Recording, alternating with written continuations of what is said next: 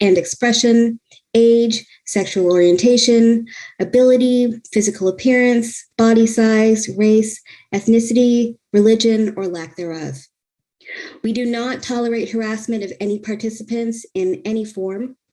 Sexual language and violent imagery is not appropriate during any aspect of this virtual event/conference, including talks, workshops, parties, and social media such as Twitter and other online media. As I've mentioned before, this is the first digital symposium dedicated to the study of the life, times, and work of Marianne Shadd Cary. And it really comes forth from the Center for Black Digital Research and the Colored Conventions Project. And I'm going to turn it over to Shirley Moody Turner to tell us a little bit more about that. Thank you, Kristen, and good morning, everybody. I just wanted to first say thank you to Kristen as we're getting started, who has just been such a visionary leader in bringing the symposium together and bringing this group together. And we're so grateful for all of the work that you do. And also to acknowledge Gabrielle Foreman, who has been working for years and years and years to make sure that Marianne Shadd Cary gets the recognition that she deserves. And we're so excited to see that work coming to fruition in so many different areas and so many different aspects. And there are many, many, many more people to thank, but that is not, if I do that, I will use up all my time. So I will just say, thank you to our production, our IT, and our administrative group that has really worked so hard behind the scenes. The more seamless an event looks, the harder that people have worked to make that happen. So a big shout out and thank you to them. And thank you everybody for joining us this morning. We're really excited to be hosting the symposium and to be in conversation with all of these fabulous minds in the room. So with that said, I'm Shirley Moody Turner. I'm the co-director with Gabrielle Foreman of the Center for Black Digital Research, which we call DigBlack. As in digitize Blackness, but also to dig Blackness as in love Blackness and to excavate and recover Blackness.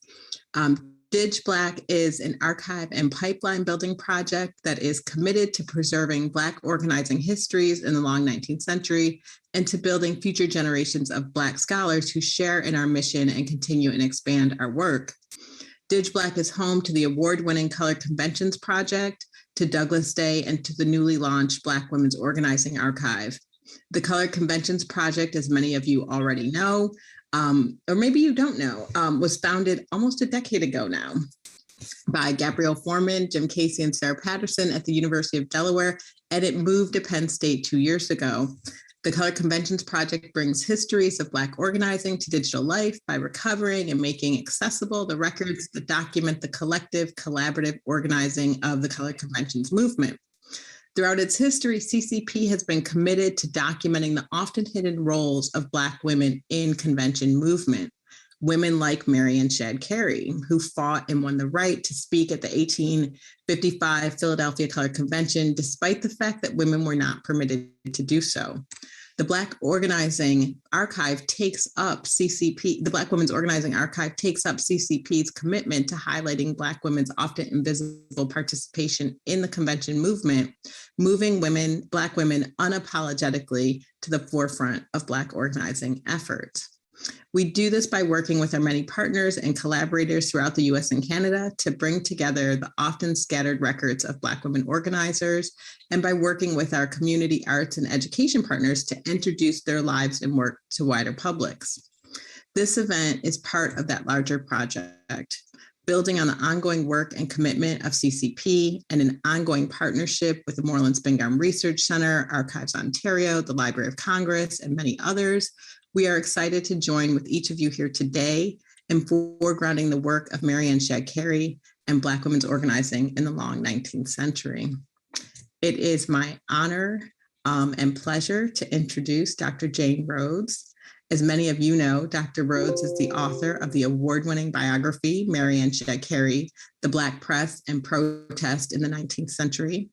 A project 12 years in the making, Dr. Rhodes' work has been foundational in establishing Marianne Shadd Cary as the courageous bold, and defiant leader of Black activist organizing in the 19th century that she was. Dr. Rhodes has written extensively on the histories of the Black press, media, social movements, and is particularly interested in how aggrieved communities have used print culture, film, electronic media, music, and other expressive culture as modes of resistance and empowerment. She is also the chair of Black Studies at the University of Illinois, Chicago, and is at work on several more projects that continue to look at how Black people have used the media to carve out space for political, intellectual, and cultural exchange. It's a pleasure to have Dr. Rhodes joining us today and to have her work informing and guiding this event and so much of the ongoing efforts to explore the life and legacy of Marianne Shadd Cary. So please join me in welcoming Dr. Jane Rhodes.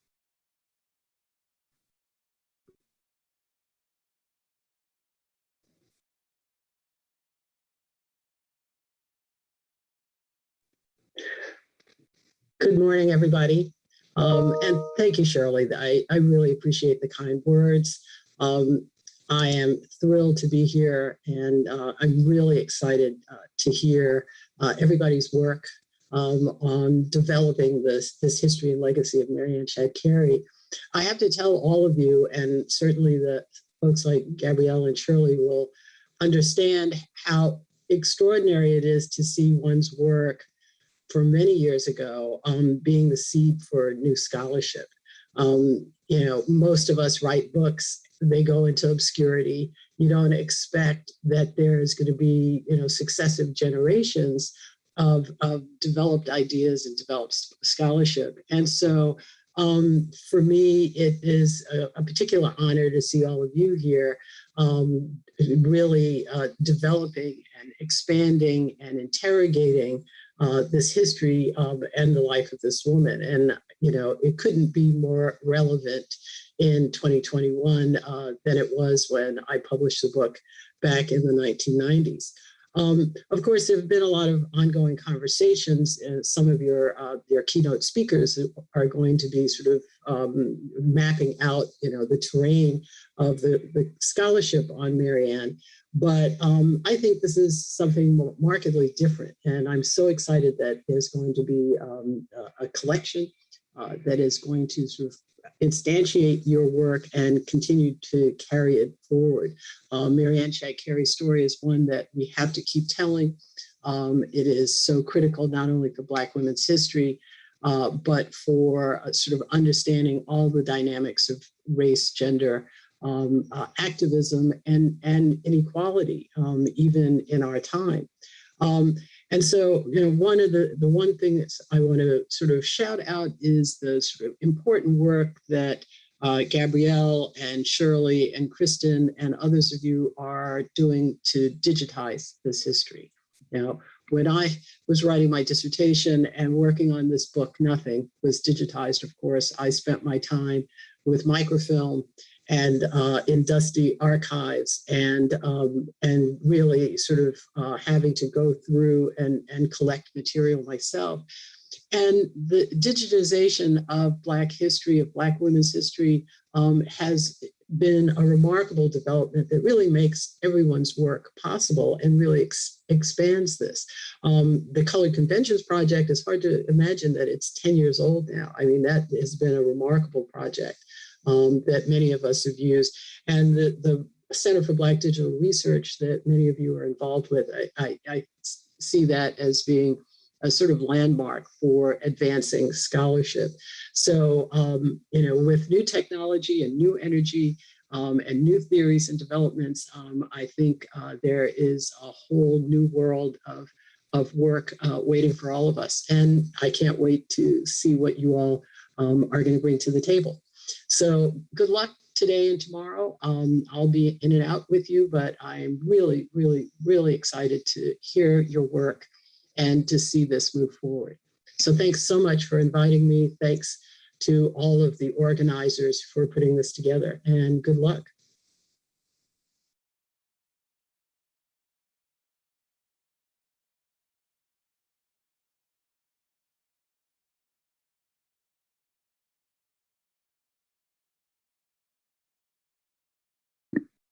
Thank you so much, Jane. I can't tell you how much of a dream come true it is actually to have you in the room with us today. And we also look up to you. Just thank you so much. I'm going to turn it over now to Arlene, who will be moderating our first panel.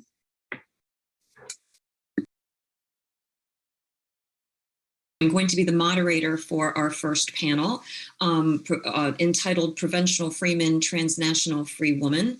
Just a couple housekeeping things that I want to make note of. I encourage everyone to drop their comments and questions in the chat. We will collect those and go through those questions at the end of our panel. Also, for our panelists, which I'm going to introduce in just a moment, I will place a 2-minute warning. We have 10 minutes per person, and I will place a 2-minute warning and a 1-minute warning when you go over, should you go over your time, just so that we can keep on time and have everything running smoothly this morning. So our first panelist, Ju-Won Hu, teaches African American and American women's literature in addition to writing in humanities at Lorain County Community College in Ohio. Her research focuses on Black print culture, performance, early newspaper, pedagogy for underrepresented students, and digital humanities. She currently works on a DH project about Black periodicals in 19th century Ohio. Kirsten Lee will be our second speaker today, is a doctoral candidate in English at the University of Pennsylvania. Her research and teaching interests include early African American literature, class struggle, abolition, and gender and sexuality. She is currently completing a dissertation on the meaning and location of borders and borderlands in long 19th century African American literature and political thought.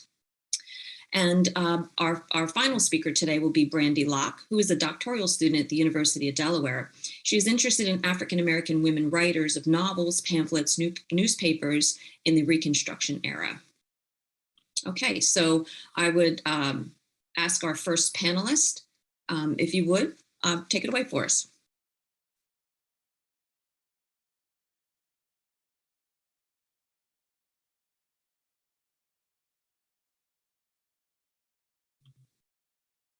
Before going to my presentation, I have to say my research is possible only because of so many brilliant historians, archivists, and literary scholars, especially people like Jane Rhodes, who are together this morning, have paved the way to the marriage and Shadd Cary scholarship.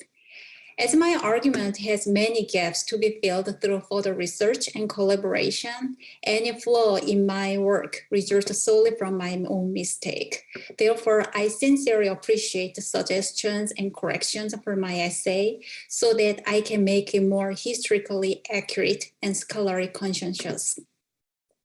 My presentation focused on Marianne Shadd's relationship with Mary Elizabeth Bibb and other Black women leaders during her life in the 1850s Canada West. My curiosity about them started when I learned about their collaborative editorship to publish the African American Repository. In this slide, Shadd's provincial freeman announced that a proposal for the repository was determined at the Second National Immigration Convention held in Cleveland, Ohio in 1856. The article lists 8 editors, including Mary Bibb of Windsor and Marianne Shadd Cary of Chatham, as corresponding editors. The two women's proposed collaboration seems odd because the strong animosity and feud between Shadd and Mary Bibb's husband, Henry Bibb, is well known.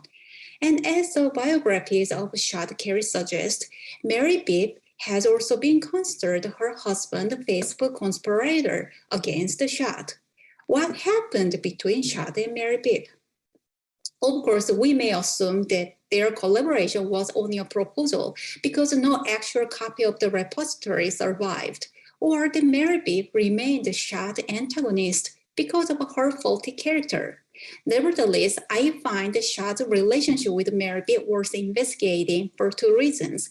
First, it shows an example of Black women's dynamic network in the intersections of race and gender within a male-dominant Black community.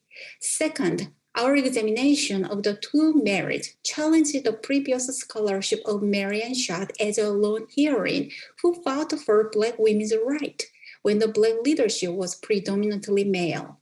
I also want to emphasize the period of the 1850s in exploring Shadd Cary's growth as a Black feminist. As Marsha Jones points out, a new generation of Black women activists emerged in the 1850s. I argue that Shadd Cary prepared the foundation for her Black feminist activism during her life in the 1850s Canada West through her expansive and complicated relationship with Black women like Mary Bibb. Let's start with her nemesis, Henry Bibb. Their conflict started when Shadd moved to Windsor and was hired to teach at one of the schools supervised by the Refugee Home Society, which Henry Bibb led with George Foote. Shadd found Bibb's dishonesty and despotism to take advantage of desperate new Black settlers. Her high moral standard and keen observation of his misdeeds did not keep her quiet, and his first accusation of her slander against him rather inflamed Shadd's anger to fight right back. He built his patriarchal status in playing a role based on the misperception pertaining to formerly enslaved people, and at the same time in profiting from the exploitative economy implanted in the new settlement. Marianne Shadd penetrated Henry Bibb's domineering masculinity that ultimately weakened the Black community. She understood sexism within Black people no less detrimental than racism, as she recognized that her unfortunate sex grounded for his attack on her. One of her articles reads, quote, "Colored men are as merciless as other white men when possessed of the same amount of pride, conceit, and wickedness, and as much, if not more, ignorance. They make just as bad masters as the worst of the whites in their best mood, and infinitely worse in their worst." Quote end. Shadd questioning about Bibb's management of the settlement not only challenged his leadership, but also intimidated his masculinity founded upon the control over the settlement. She also suspected Mary Bibb's substantial role in inflaming the feud between Shadd and Henry Bibb. But I wonder if Shadd would have expected better from the wife, presumably because Mary, differently from Henry, could have formed a sort of sisterly alliance with Shadd in the face of sexism within the Black community. Mary Bibb's position as a wife of the charismatic man complicated her leadership in the frontier town. The argument that Marianne Shadd did not form meaningful solidarity because of the Mary Bibb's echo of her husband overlooked the multi-layered negotiations among socio-cultural expectations that pressured her into silence. Rather, Shadd seems to have noticed Mary Bibb's unhappy domestic life with Henry Bibb. Unfortunately, we do not know for sure how the two women communicated about their possible collaboration at odds with the powerful male leaders. One time, Shadd's constructive criticism of Mary Bibb was muffled right away by the man who considered her criticism as a mere mark of her jealousy of Mary Bibb. In addition, both of them understood that they had to regulate themselves to demonstrate their feminine quality through silence in order that they could be treated with respect by their contemporaries. What if we see Marianne Shadd and Mary Bibb without male mediation? The person who initially persuaded Shadd to come to Canada West when they met at one of the colored conventions was Mary Bibb. The similarity of their background is striking. Both were from Black families who were deeply involved in abolitionism and Black civil rights movement. The two Marys were educated by Quakers in New England. While they taught at several schools, they actively attended anti-slavery meetings and colored conventions, as Martin Delaney remarked them in his book. Their contemporaneous and overlapped geography also leads us to assume that they would have known each other through Black news outlets and communities, if not directly acquainted, before Mary Miles became Mary Bibb. Marianne Shadd and Mary Bibb shared more commonalities than differences in their work for Canada's Black community in the 1850s. First, both founded independent schools for Black children, some of which were racially integrated, in contrast to Henry Bibb's segregationist stance as a solution for the Act of the 1850 that legalized barring Black children from the local common schools. In addition, Shadd and Mary B were newspaper editors who were cognizant of the importance of Black periodicals, in particular for women's education and organizing. Going further than the print work, they vitalized women's organization as an essential part of Black community building. Regardless of their apparent animosity, neither of them left the Windsor Anti-Slavery Society as long as they lived in Canada. And they helped other educated Black women establish a women's educational and support club such as Amelia Freeman's Literary Ladies Society. Collaborations between women were rarely documented, not only because their work was considered rather private and personal than public, but also because their labor behind organizations and printed materials happened out of the public sight intentionally and unintentionally. No information about the publication of the African American repository is available, and the editorial collaboration of Marianne Shadd and Mary Bibb remained undetectable. If their conflict was long-lasting, as its bitterness remained unpatched, they were not discouraged from creating an alternative alliance with others that resulted in an expanded concept of Black womanhood. If their conflict somehow faded away after Henry B's untimely death, the two women demonstrated resilience to work together for a bigger purpose, such as publishing periodicals to fight the colonist agenda. In particular, living in the 1850s Canada West, when and where new Black settlers clashed with one another over political and ideological differences in their effort to establish an ideal community, was crucial to the two women's intellectual growth as a Black feminist who emerged from the front line adversities intersected by racism and sexism. Interestingly, they came to have the same name, Mary Cary, because of the Mary Bibb's marriage to Isaac Cary, brother of Marianne Shadd's husband, Thomas Cary. At the end, the two Mary Carys together evince the core nature of Black feminism, that is, collectively evolving activism for human liberation. Thank you. Now I turn it over to Kirsten Lee.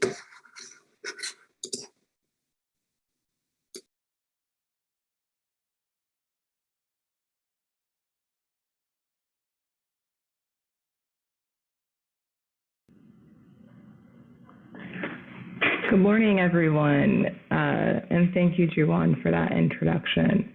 Unlike my lovely colleagues on this panel, I am the lone person without slides, but I appreciate genuinely your engagement, even despite that. And I'll preface by saying this is truly a work in progress, so your comments are as much shaping this paper as my own draft. Okay, the title of this paper is Marianne Shadd Cary in Mexico, and I'll be reading selected excerpts on this panel.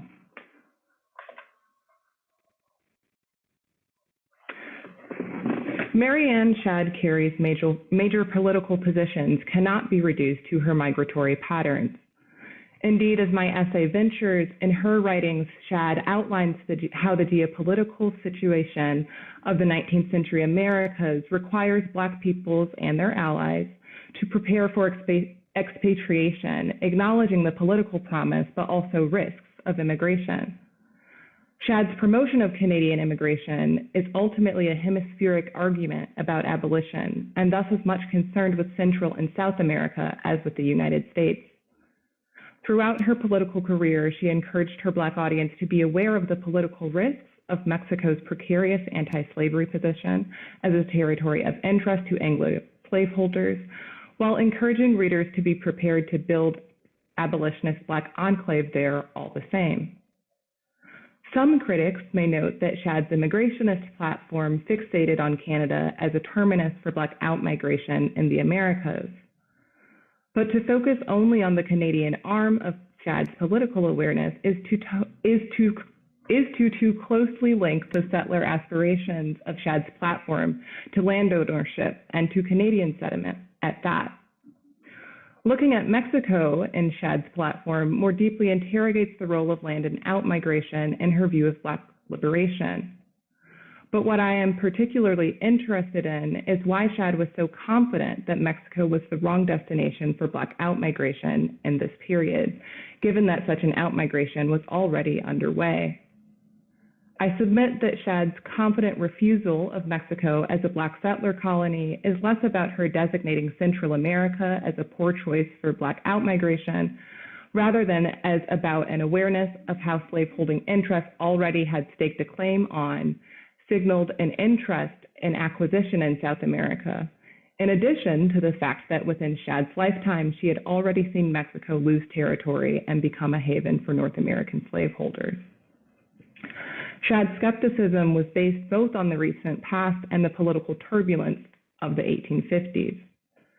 To suggest that a Black anti-slavery politics based in North America required principal withdrawal from South American politics signals that Shadd and similar abolitionists in the 1850s saw the project of opposing slavery required a hemispheric American strategy.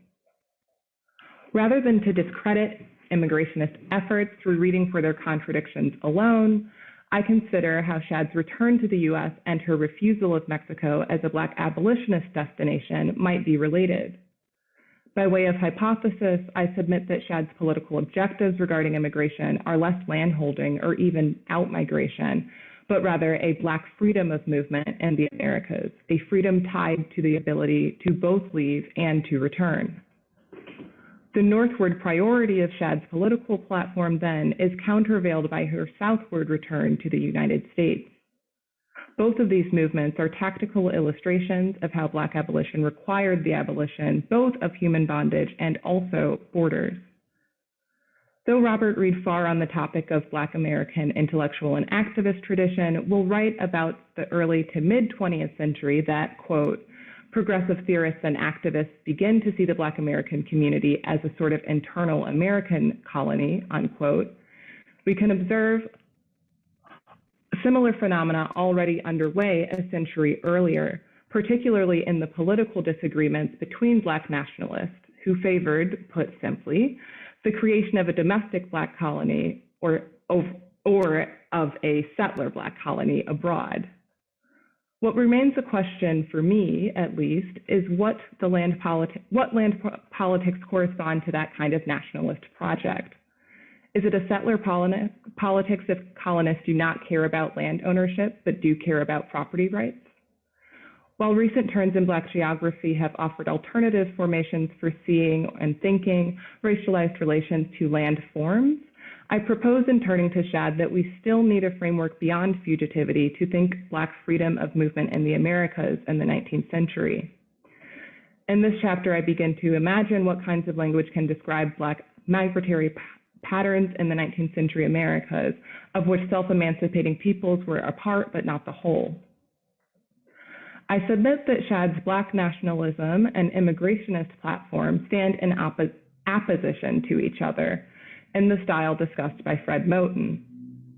When Moten writes, for example, that, quote, the Black radical tradition is an apposition to enlightenment, unquote, part of what he signals is a specifically Black racialized register of improvisational deployment of freedom, or even enactments of freedom.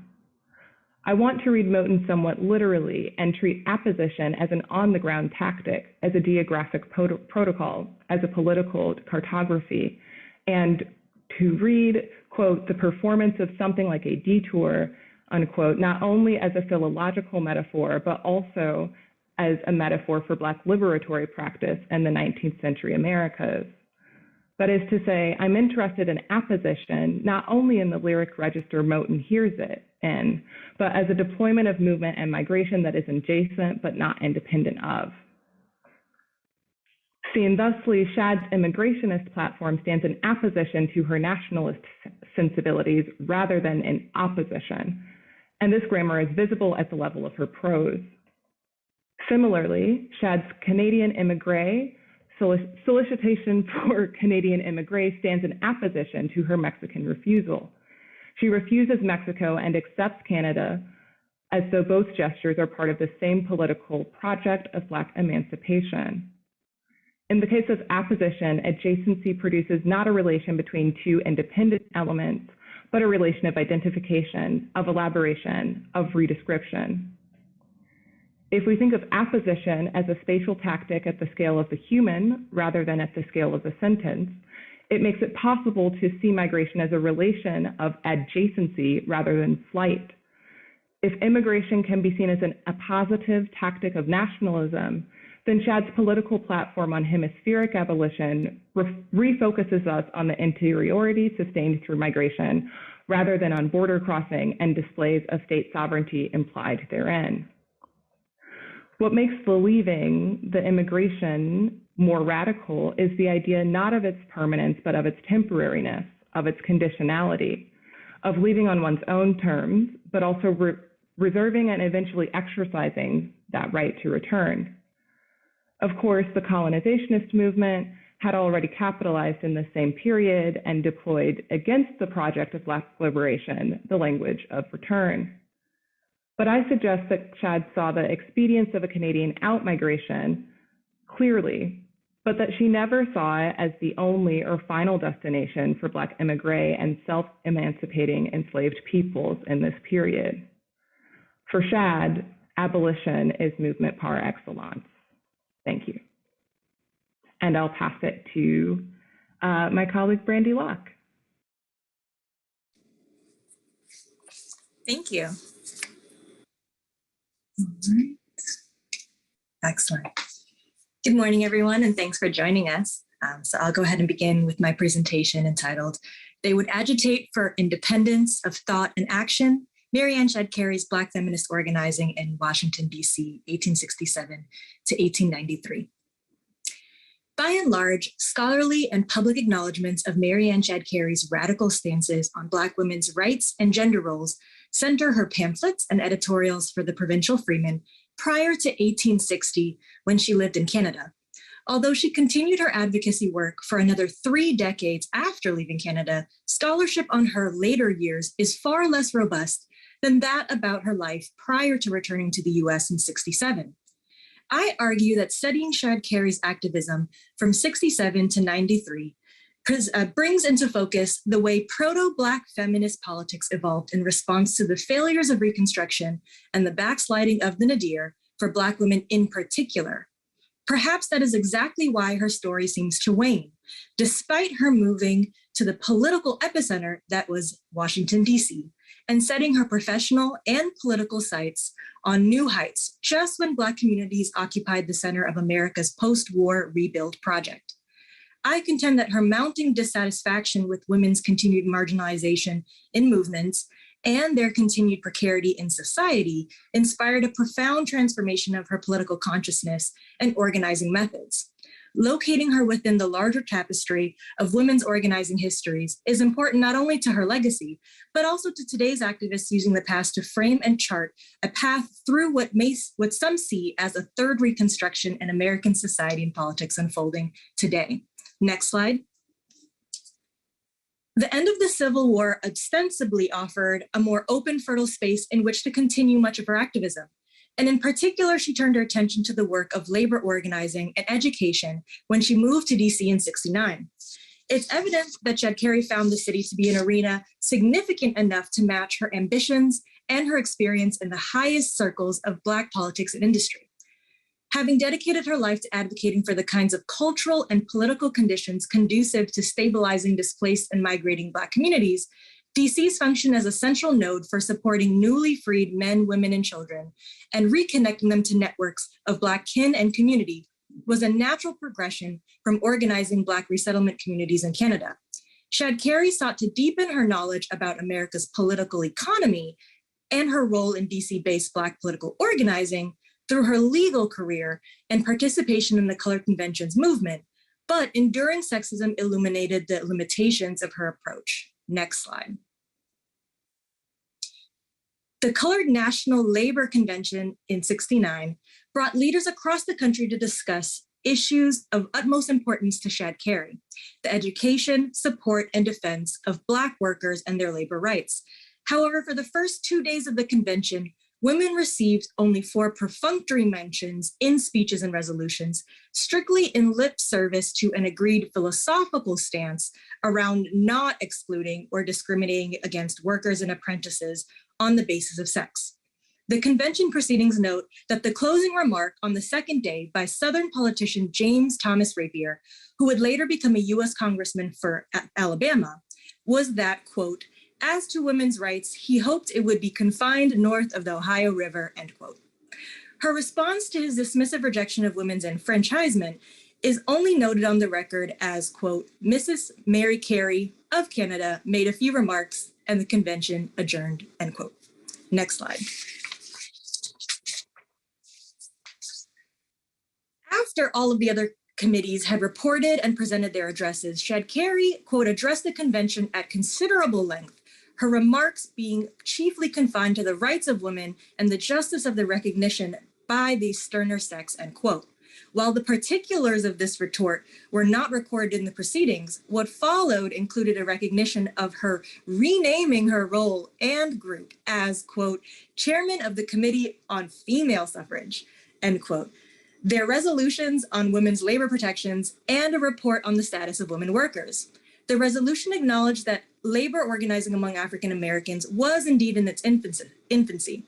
However, it took aim at dominant gender norms and white labor models when they proposed that the convention should, quote, "profit by the mistakes heretofore made by our white fellow citizens in omitting women as co-workers in such societies. That colored women be cordially included in the invitation to further and organize cooperative societies," end quote. Not only was women's exclusion from workers' protections a fatal model to adopt from white organizations, but the resolution also stipulated women serve as co-leaders of the movement. Rather than deploy her previous approach of calling attention to the successes of other societies to encourage a different line of political action, here Shadd Cary calls out white American society and posits that Black organizers should break through the barriers of both race and gender rather than seek racial inclusion and parity by sacrificing women's rights. According to records assembled to date by the Colored Convention Project, this was Shadd Cary's last time participating in the convention movement, instead turning her attention to interracial suffragist organizing and to more fully define what organizing looks like when Black women are centered. Next slide. Marianne Shadd Cary took up a new organizing practice when in 1880 she founded the Colored Women's Progressive Franchise Association to address her unanswered calls to organize women around their financial, educational, economic, and civil rights. The series of resolutions defining the mission and stances of the association spell out an important shift in her political consciousness, that for Black women to be adequately considered and empowered by political movements, these movements would need to be transformed from the ground up. Additive symbolic inclusion had forced Shadd Cary to invent or snatch up opportunities within existing agendas to then announce the particular needs of Black women, and that had proved inadequate across the issues of suffrage, economics, and institutional access. Here, Shadd Cary most clearly announces her conclusion that labor rights are shaped by a web of intersecting institutions in which women were marginalized and disenfranchised, and so effective organizing needed to address those connections in an expansive agenda. The founding document states, quote, "The Colored Women's Progressive Franchise Association proposes they seek to obtain the ballot to look after the welfare of both girls and boys and the training of the youth, and to work promptly for the establishment of industries and to extend the number of occupations for women. And they propose to establish and support newspapers controlled by those not opposed to equal rights for the sexes, and to support a paper in this country which, conducted by colored women, shall set forth the capability of their class," end quote. Referring to freedom of movement through migration, the association proposed, quote, "As is the new gospel of freedom, we hail the Exodus people as practical illustrations, as must encourage the Exodus in every way," end quote. And in referring to the right of self-defense, they proposed, quote, "Enlighten the people to quote, enlighten the people, and there will be no need of long sentences or vigilance committees," end quote. Access to the ballot, positive and adequate representation in the press, freedom of movement, and the means to defend oneself and their community are presented as part and parcel of securing women's labor rights. Shadd Cary experienced firsthand the ways that failing to address these compounded discriminations had undermined her work, even as movements like the Colored Conventions explicitly organized around these issues, but primarily for the benefit of men. The resolutions also outlined specific initiatives, such as founding, quote, a banking institution, cooperative stores, another printing establishment for the instruction of both sexes, and, quote, a joint stock company, quote, end quote, as well as a list of industries that women should be encouraged to start their own businesses in. The specificity of these initiatives articulate what Shadd Cary found critically absent from male-led labor organizing, which he had tried to give voice to from the margins, but would have required a comprehensive revision of their agenda and allocation of their resources. Undergirding these initiatives is an explicit gender analysis, which asserted that dismantling sexist attitudes and practices were necessary for transforming labor organizing methods if Black women were to be centered. The association proposed, quote, to take an aggressive stand against the assumption that men alone may begin and conduct industry, end quote. Also, quote, they would agitate for independence of thought and action, interdependence of members among organized bodies or committees working in harmony with this guild, and following of individual leaders. Finally, they proposed, quote, vigorous investigative freedom of thought and speech and prompt action as against demagogues and or against wardship, end quote. Shadd Cary suggests here that patriarchal power is a corrupting force that elicits for men and women alike a, quote, failure of imagination, as scholar Brittany Cooper puts it. In other words, a failure to restructure and redefine institutions in ways that ultimately maintain the subordination of women and girls. Records suggest a few meetings of the association were held in a local church, but ultimately it never became an effective body for executing its stated goals. Nevertheless, the project of this association is a major shift for Shadd Cary, not because she was unpracticed in the organizing work women did for themselves, but because she launched it as a bold proto-feminist statement in direct response to the failures of popular mass movements. The association's mission statement serves as a significant link between Shadd Cary and the Black club women's movement, and beyond, actually, bridging the disjuncture between her vision and the successes of labor movements. In 1896, Black women from across the country gathered together in DC to form the National Association of Colored Women, an organization that exists to this day. And Josephine St. Pierre Ruffin founded and served as editor of The Woman's Era, the newspaper organ of the movement since '94, and composed of contributions from Black club women across the country. Sound familiar? The impact of Shadd Cary's leadership and vision reverberates through the long arc of Black club women's organizing, as it came to alignment with her politics and methods just a few years after she passed in '93. Next slide. We can continue to draw a through line from Shadd Cary across the history of Black women's organizing efforts, to the Combahee River Collective and their 1977 statement, and to today. This is a timely exercise as leading activists, including Black Lives Matter founder Alicia Garza and Poor People's Campaign leaders, Reverend Dr. William J. Barber II and Reverend Dr. Liz Theo Harris, contend that America is in a third reconstruction, in which American racial politics and governance are again undergoing radical transformation. Reflecting on Marianne Shadd Cary is an invitation to address our, quote, failures of imagination, end quote, by demanding our movements to center Black women and position them as leaders today. Thank you, and I pass it back to Arlene.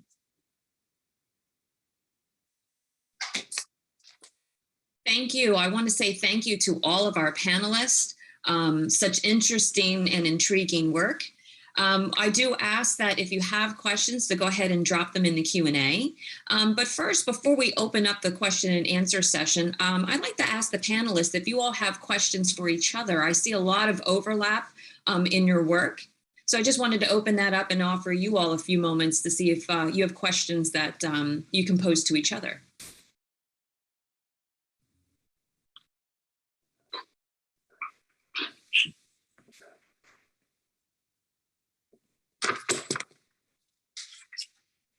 Well, while you simmer and think, I'll jump in. I do have, I have a general question.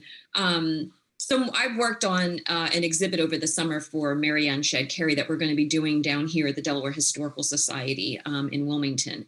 And Brandy and I are colleagues, and we've talked, we've met once during the summer to talk about Marianne Shadd Cary. And to even think of a woman like Marianne Shadd Cary being alive today, she's literally every woman in a lot of senses. I think that sometimes we forget that she lost her husband. She had 2 children. She was a single mother, and she did this extraordinary body of work. Where do you think Marianne Shadd Cary drew this strength from? We do know that she does come from a line of entrepreneurial women, but she really is unique for her time in so many ways.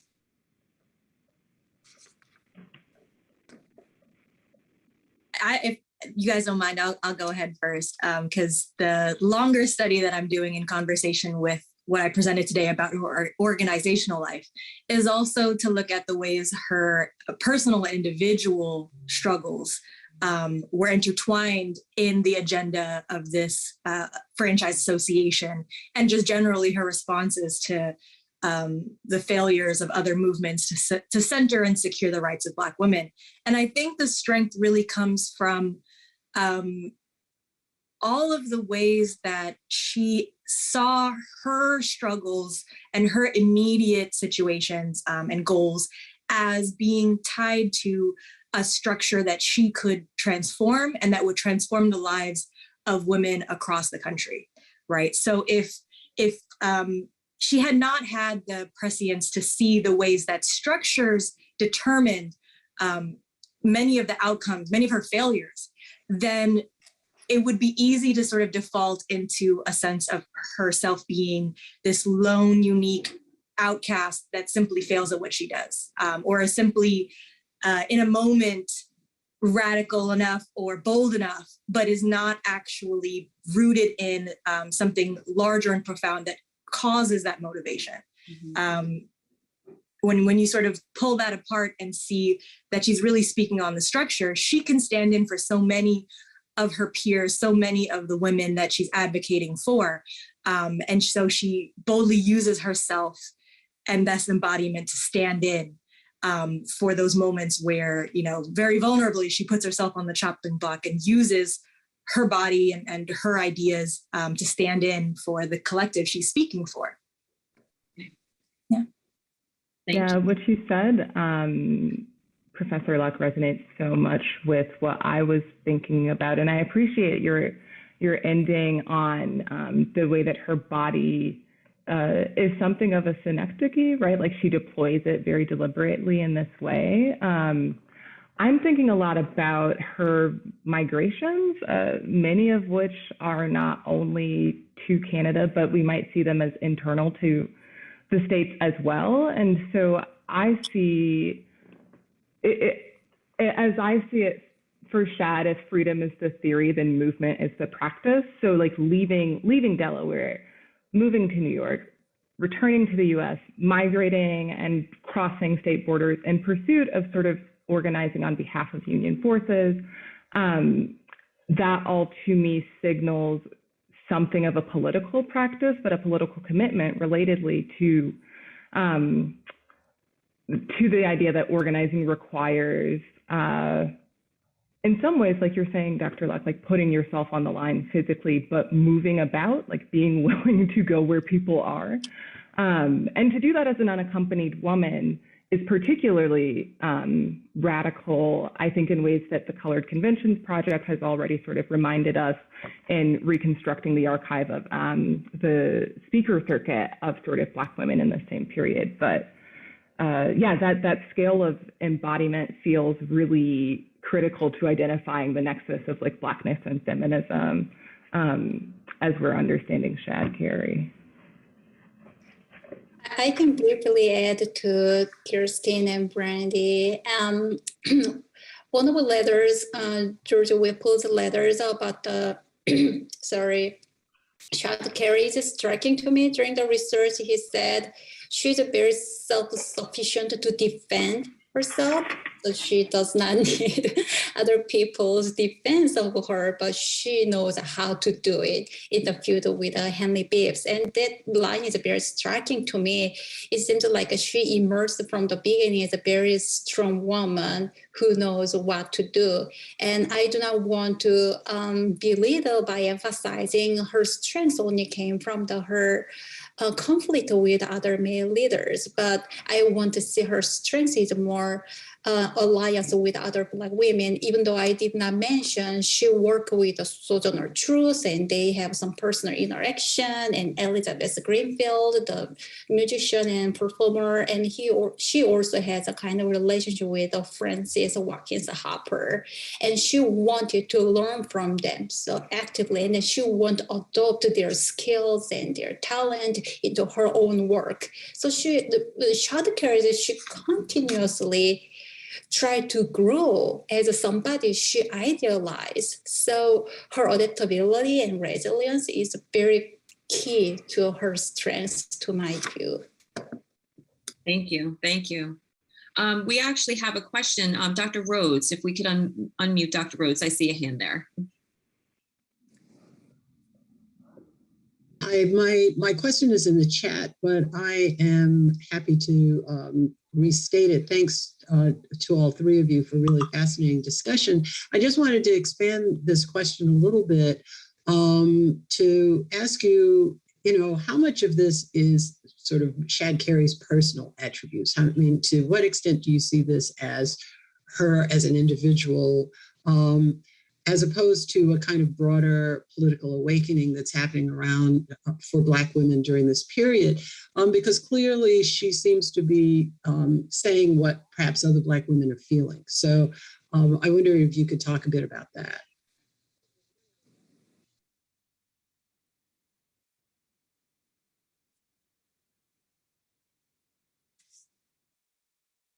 I'm happy to go first again, if that's cool.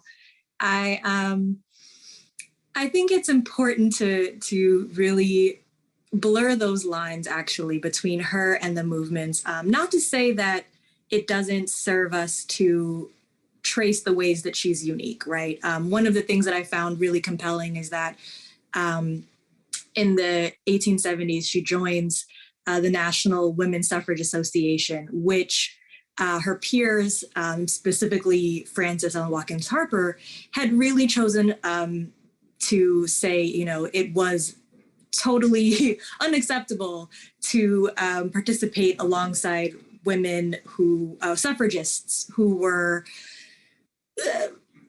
mostly racist, right? Or carried on many racist agendas in order to gain the right to vote. So there's certainly avenues where she departs. Another one being that she, sort of courts the Democratic Party when African Americans were staunchly supporters and voters of the Republican Party, and said, they've taken us for granted and our loyalty will not be taken for granted any longer. We will show fealty to the party or even outside parties that do the most in actuality actively for our communities. So there's a way that she departs, and I think there are moments where that's unique, but not wholly unique, right? She's alongside others who are doing that work.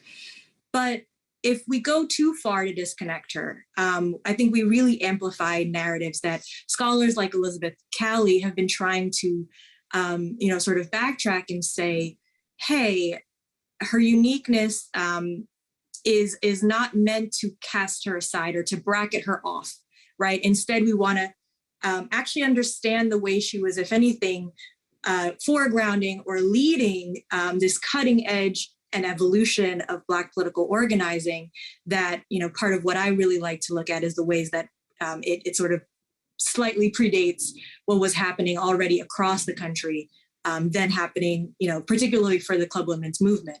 So blurring those lines is important, and her uniqueness is directly tied to a really important moment for Black political organizing in general. Thank you, Brandy. I do appreciate that. We do have another question in the chat here. And if I encourage you, if you do have questions, if you could drop them in the chat, I'm working as fast as I can to pull them up for you. This one comes from John Mueller. Excuse me. What was the relationship between Marianne Shadd Cary and Mary Church Tyrell?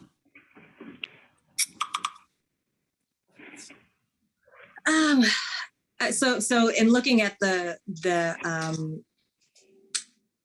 sort of growth of the Black Club Women's movement afterward, I have not in particular found many instances in which they crossed paths that is recorded and sort of elaborated on.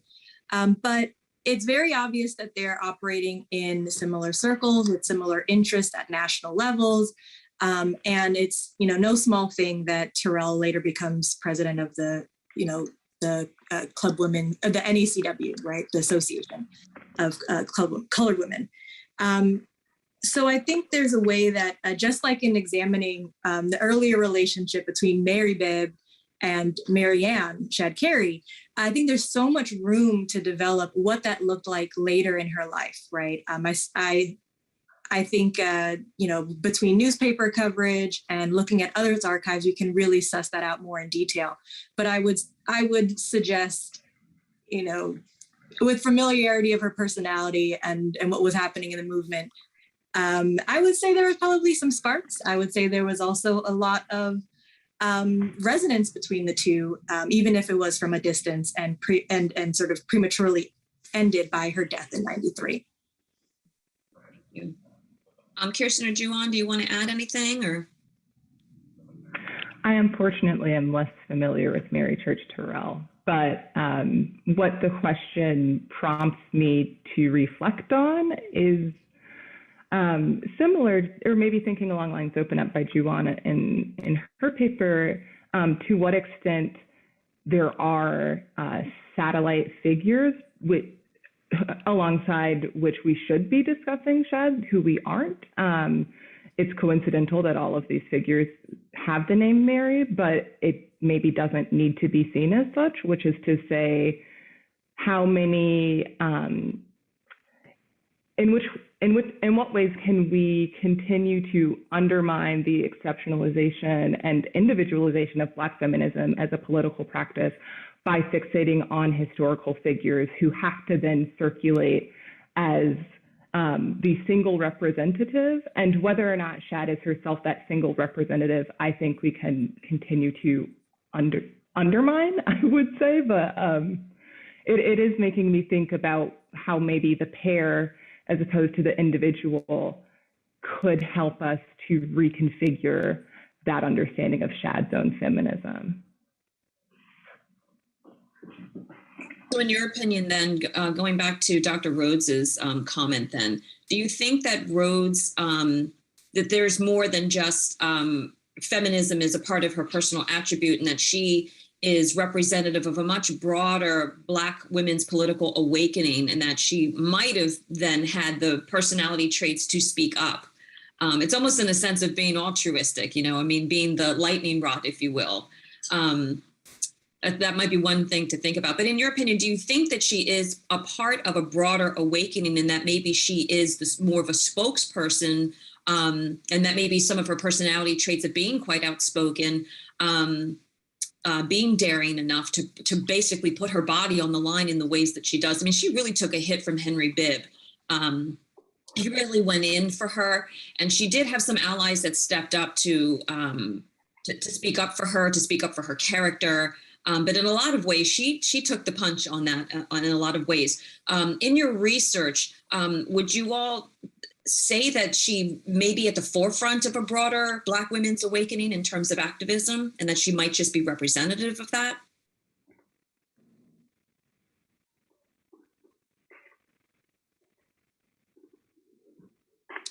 I just say yes. I love to hear Dr. Lee's thoughts on that in particular, but for me, unequivocally, yes.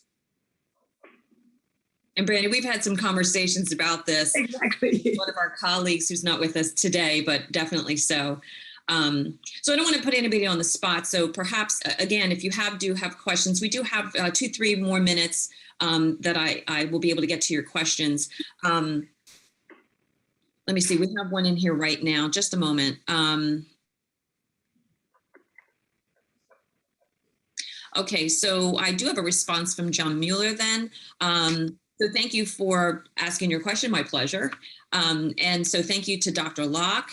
Just a note on that, MCT and Frederick Douglass worked together to raise issues of need for federal legislation to combat Southern outrage, extrajudicial killings, happening in the late 1880s and early 1890s.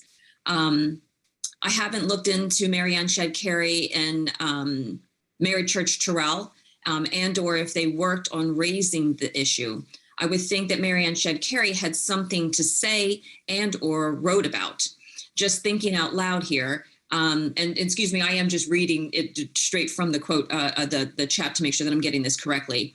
So thank you for all of the presenters and organizers and moderators today. Yeah, very, very enthralling and interesting work that you all have presented. Anybody want to comment on Mr. Mueller's question? I'd like to affirm that the questions he's asking about DC and those periods are so critical, and we've got so much to learn about the interrelations between the Langstons at Howard, about the Tyrells, and about the Shadds. And as his work brings to the fore, not just Marianne Shadd Cary, but the larger Shadd family in DC as well. But I wanted to ask a question also about mobility, because it seems to me that all three of the papers really pick up this question, mobility in relationships, and around questions of masculinity and competition, mobility in relationship to fugitivity and beyond fugitivity, and mobility in relationship to labor. And those interconnections to me just sort of came together in this panel in ways that were really evocative and wanted me to think more. I was wondering if any of you wanted to have a conversation or pick up on the ways in which your paper spoke to each other in this realm.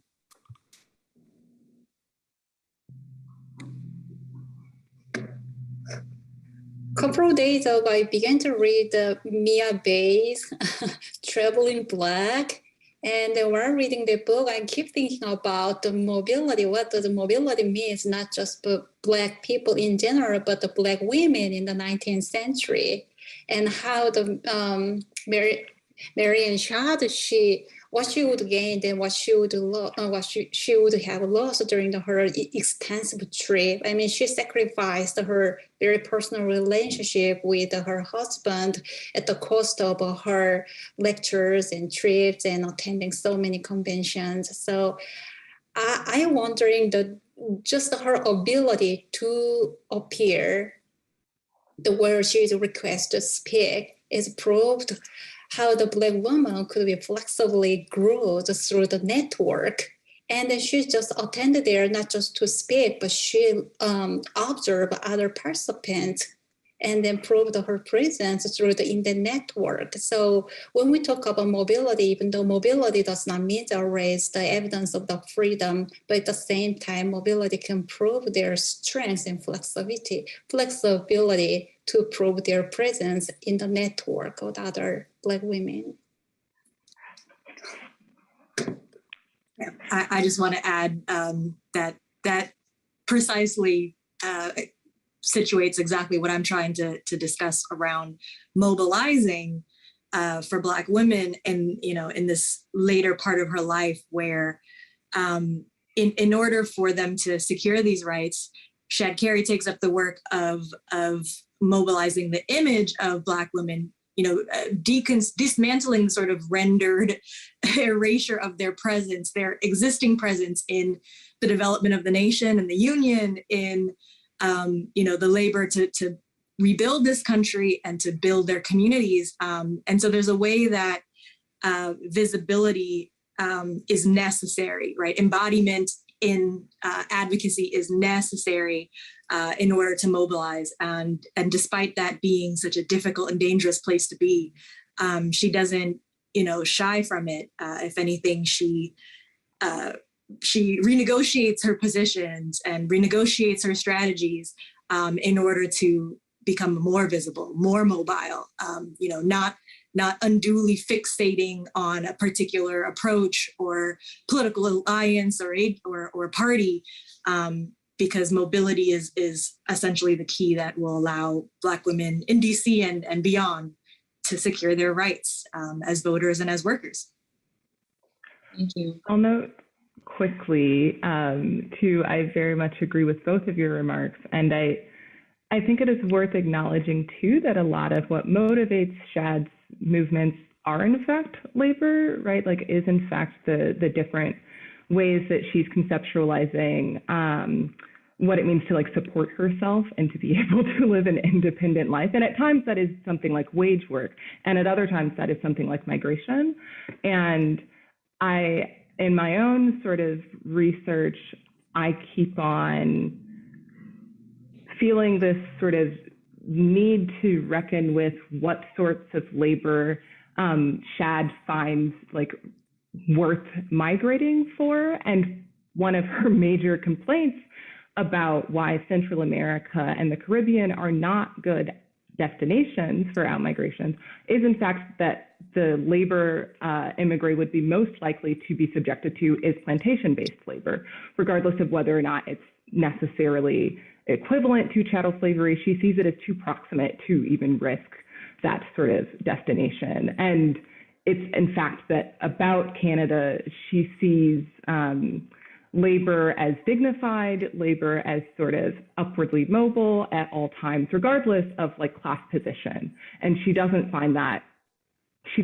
see that as true of other places. In fact, she contests the ways that Black folk would be permanently locked out of upward mobilization based off of their immigration status.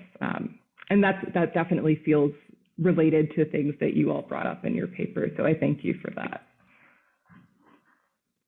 Well, again, I want to thank our panelists. I think we do, if we have a moment, if I can do that. RJ, I just saw your hand and then I just got a message in the chat and I don't want to leave without giving you the opportunity. Can we unmute RJ if that's possible? I don't want to put you on the spot as long as you still have your question. I wanted to get to it before we leave. No, thank you. I want to thank all the panelists for some really energizing papers. I wanted to ask a question specifically of Kirsten. I really loved your paper and it was really energizing for me. And I wanted to ask about, I've been thinking a lot about Shadd's relationship to, and Black emigrationists more broadly, his relationship to settler colonialism. And I would love to hear your thoughts on this because I found your provocation that she's thinking, even though she's talking so much about like buying parcels of land and land holding when she's talking about Canada, that she's thinking beyond land holding and out movement and about this kind of Black freedom as movement. I was wondering how, if at all, that kind of changes or gets us rethinking about her relationship to settler colonialism. Sure. I know that we're towards the end, so I'll try to be concise, and thank you for your question. So my main concern in my reading of A Plea for Immigration is actually reading in some ways along the grain of that call to become landholders wherever Black folk immigrate out of the United States. And what's interesting to me about her particular claim is that, yes, she is advocating for landholding, but she is also advocating for like constant migration. So for her, it becomes complicated, as I'm reading her work at least, to consider what the role of property as such is within that scheme of abolition, because it is in fact migration and landholding that she sees as critical to abolition, but she sees that property holding as ultimately alienable. And so I am still trying to muddle through what a settler politics looks like when property is not the end game. And I don't think that we have a frame yet to be able to describe that, frankly. And it's not quite the same as sort of considering whether or not under conditions of sort of constant anti-Blackness, and particularly in the moment where chattel slavery is still legal, whether or not Black folk can be settlers. I'm a little asking something to the side of that, which is like, what kind of settlement is ultimately migratory and less contest or less rooted in the practice of stasis or like land holding as a form of asserting the right to property and the right to holding oneself. Yeah, I don't know exactly how I'd want to end that, but it's ongoing. So I appreciate your question. Okay, I think we're just slightly over time, so I'm going to thank our panel again. I ask all of you to also give them a hand. Wonderful job, very interesting papers, really lively discussion. So I thank all the participants. And Dr. Mariah, I'm going to pass it back to you. Thank you so much, Arlene. And yeah, I want to thank Jiwon, Brandy, and Kirsten for just a really fantastic panel. My mind is already spinning. I mean, this was really incredible. Coming up at noon, we have our first keynote by Ronaldo Walcott, and that will be happening from 12 to 1 p.m. And in the afternoon, we have our second panel, Laboring for Freedom. That starts at 2 p.m. So we're going to take a little bit of a break now, but we're so excited. We're happy that you're here, and we're looking forward to more. Thanks, everyone. Thank you. Thank you.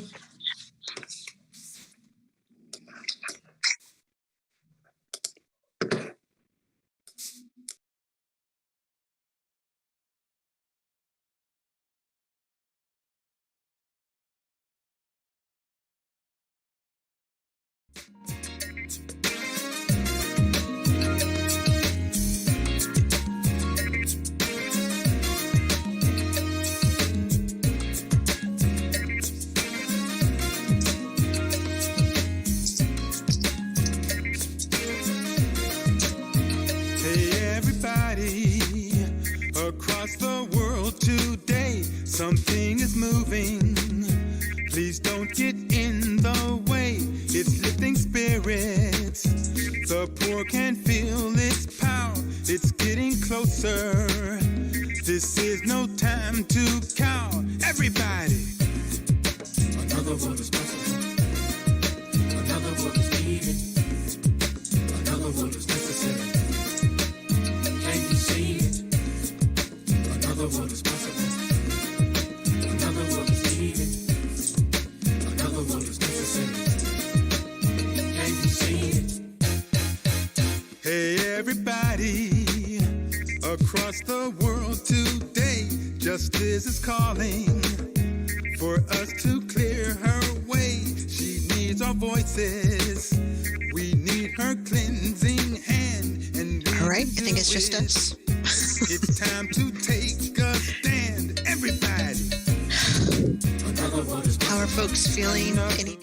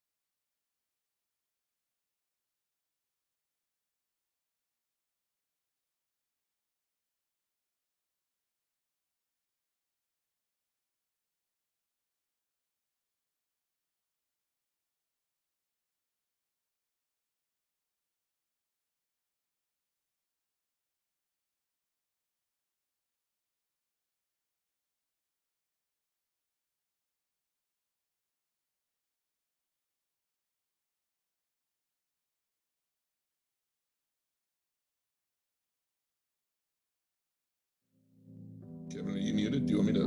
There. Unmute you? You're unmuted. He's. Give a voice to the voiceless on Zoom. Kevin, you good? Do you hear anything? Just checking. I know you're the old pro. Stream's looking great.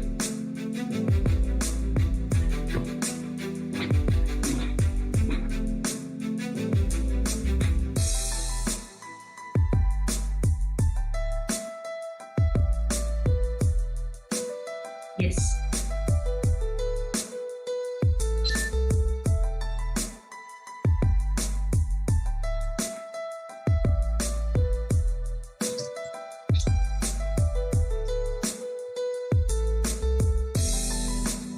All right, I'm going to take off, but I'll sign back on a few minutes before we start again, too.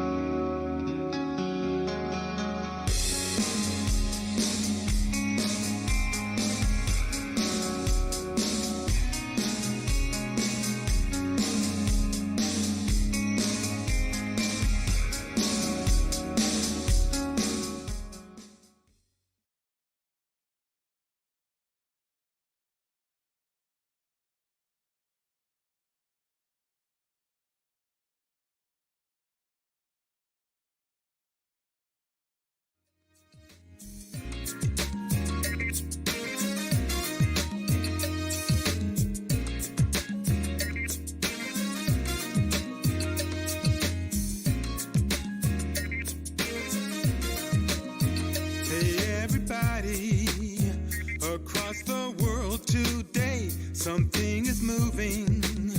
Please don't get in the way. It's lifting spirits. The poor can feel its power.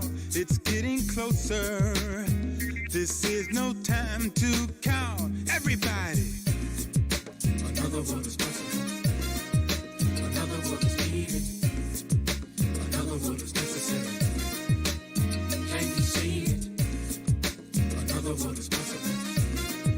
Another world is needed. Another world is necessary. Can you see it? Hey, everybody across the world today, justice is calling for us to clear her way. She needs our voices. We need her cleansing hand, and we can do it. It's time to take a stand, everybody. Another world is possible. Another world. Another world is needed. Another world is necessary. Can you see it? Can you see it? Another world is possible. Another world is needed. Another world is necessary. Can you see it? Hey, everybody who fears oppressive powers, their time is coming. Their greed will bring them down. History is moving in a different way to a new thing, where all will have a say. Everybody. Another world is possible. Another world is needed. Hey, everybody. Another world is necessary. Can you see it? Another world is possible. Another world is needed. Another world is necessary. Can you see it?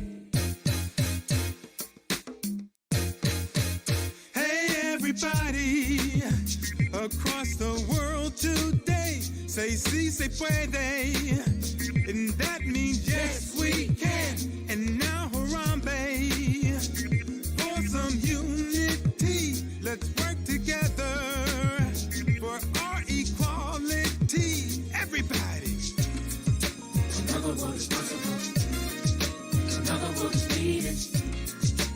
Another world is necessary. I'm trying to tell Can you. you see it?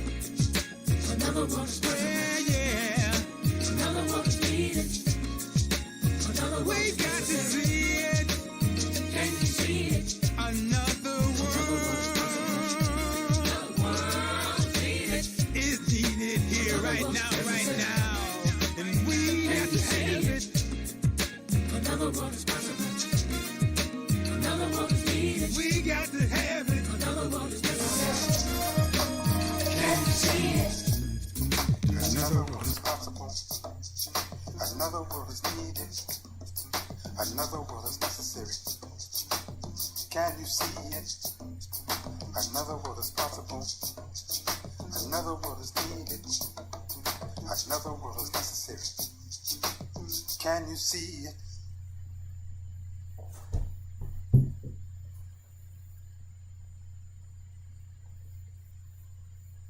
Every voice,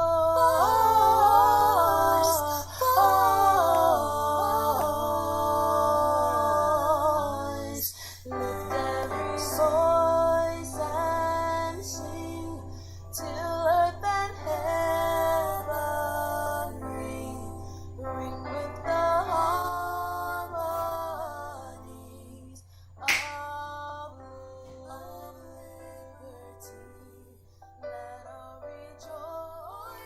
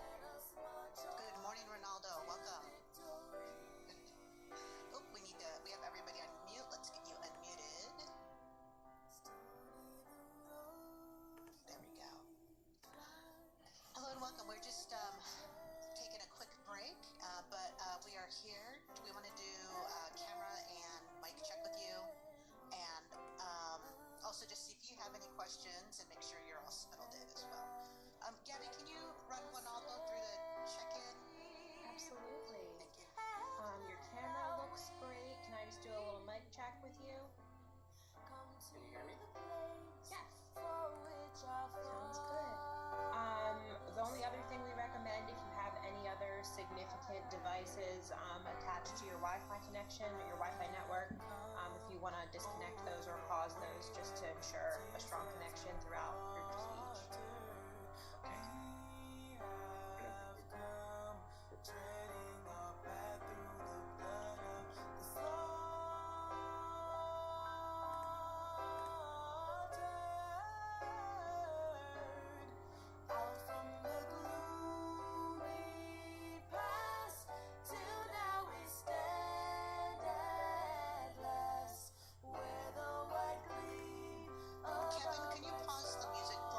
Mm-hmm.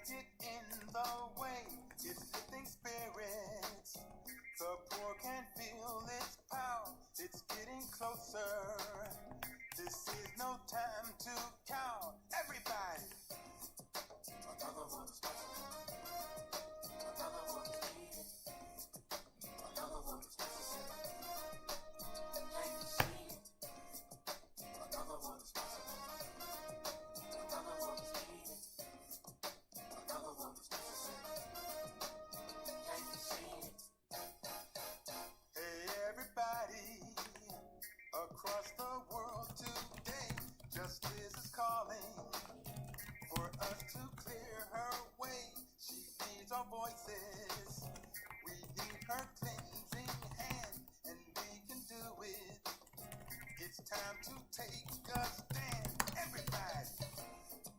Another world is possible. Another world. Another world is necessary. Can you see Can you it? see it? Another world is possible.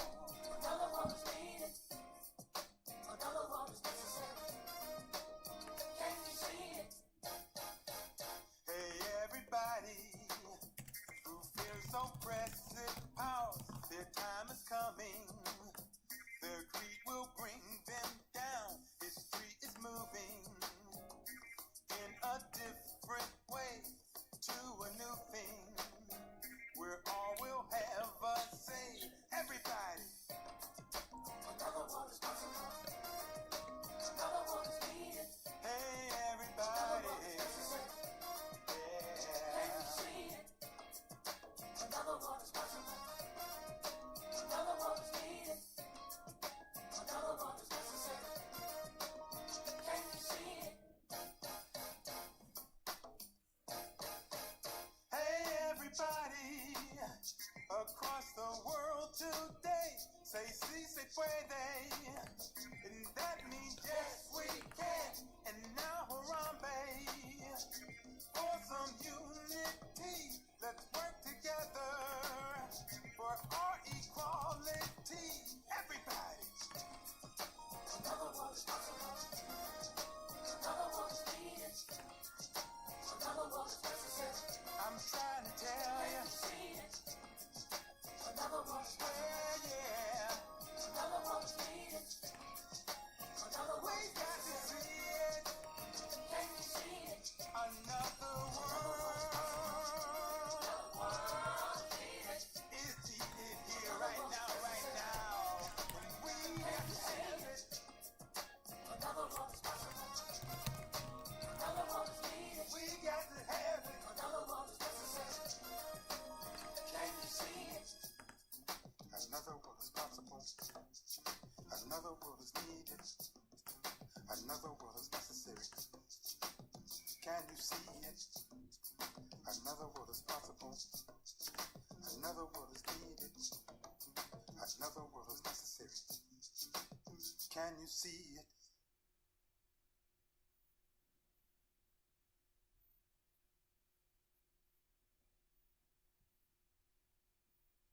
Every voice,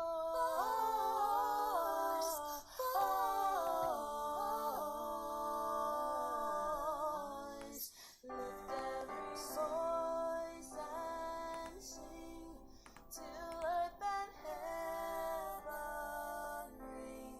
ring with the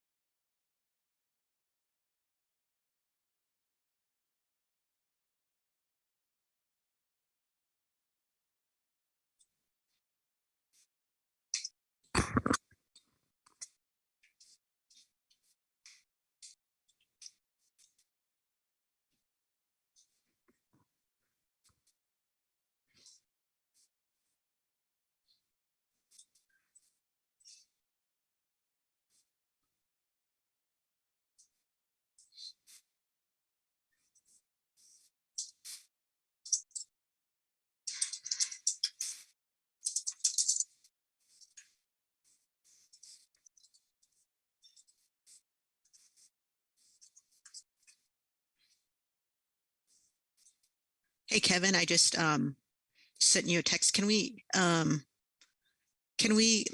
music for the Zoom participants as they come in?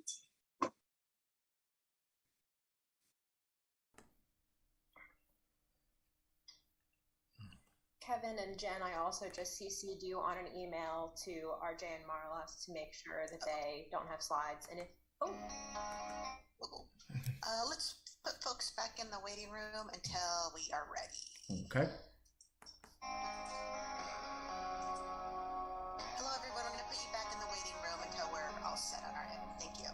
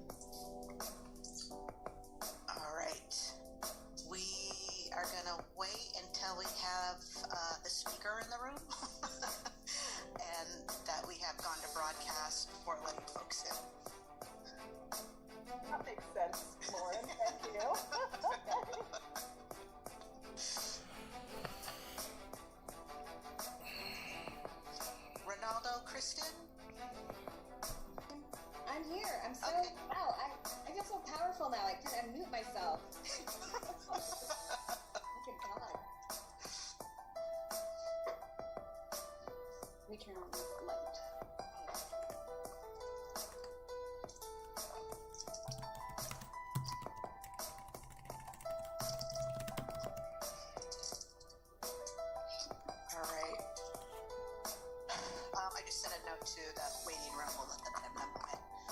Ronaldo, Kristen, are you start as soon as you tell me to, Lauren? Okay. And Jen, are you ready to go? All right, we're gonna go into recording. Kevin will get us out into the broadcast world. Okay.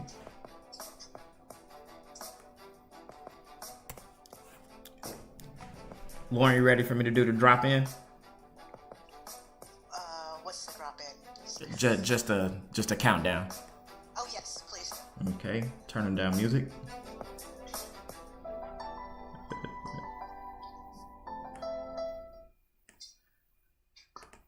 Okay, we go live in 5, 4, 3, 2, 1.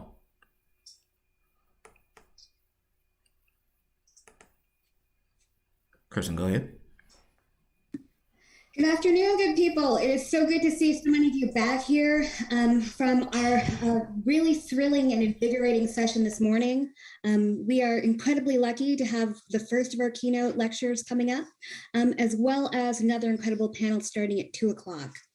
My name is Kristen Mariah, and I'm an assistant professor at Queen's University, which is situated on the traditional territory of the Haudenosaunee and the Anishinaabe. Thank you again for joining us at Marianne Shadd Cary in the Here and Now, a digital symposium dedicated to fostering new scholarship about the life, times, and work of Marianne Shadd Cary. As a reminder, we here at Big Black have a code of conduct for all of our events. And so in accordance with the Center for Black Digital Research's principles, our code of conduct allows CBDR to create the best experience possible for all attendees. We're dedicated to providing a harassment-free environment for everyone, regardless of gender, gender identity and expression, age, sexual orientation, ability, physical appearance, body size, race, ethnicity, religion, or lack thereof. We do not tolerate harassment of participants in any form. Sexual language and violent imagery is not appropriate during any aspect of this virtual event/conference, including talks, workshops, parties, social media, such as Twitter and other online media. And so with those formalities out of the way, I have to say that it is my great pleasure and honor to introduce our first keynote speaker. Dr. Ronaldo Walcott is Professor of Black Diaspora Cultural Studies at the University of Toronto. He's a full professor in the Women and Gender Studies Institute and a member of the graduate program at the Institute of Cinema Studies. From 2002 to 2007, Ronaldo held the Canada Research Chair of Social Justice and Cultural Studies at OISE. His most recent books, The Long Emancipation, Moving Towards Black Freedom from Duke University Press, and On Property from Biblioracist in 2021, which was shortlisted for the Toronto Book Award. He was born in Barbados. Dr. Ronaldo Walcott, thank you so much for being here with us today. We're so looking forward to your talk.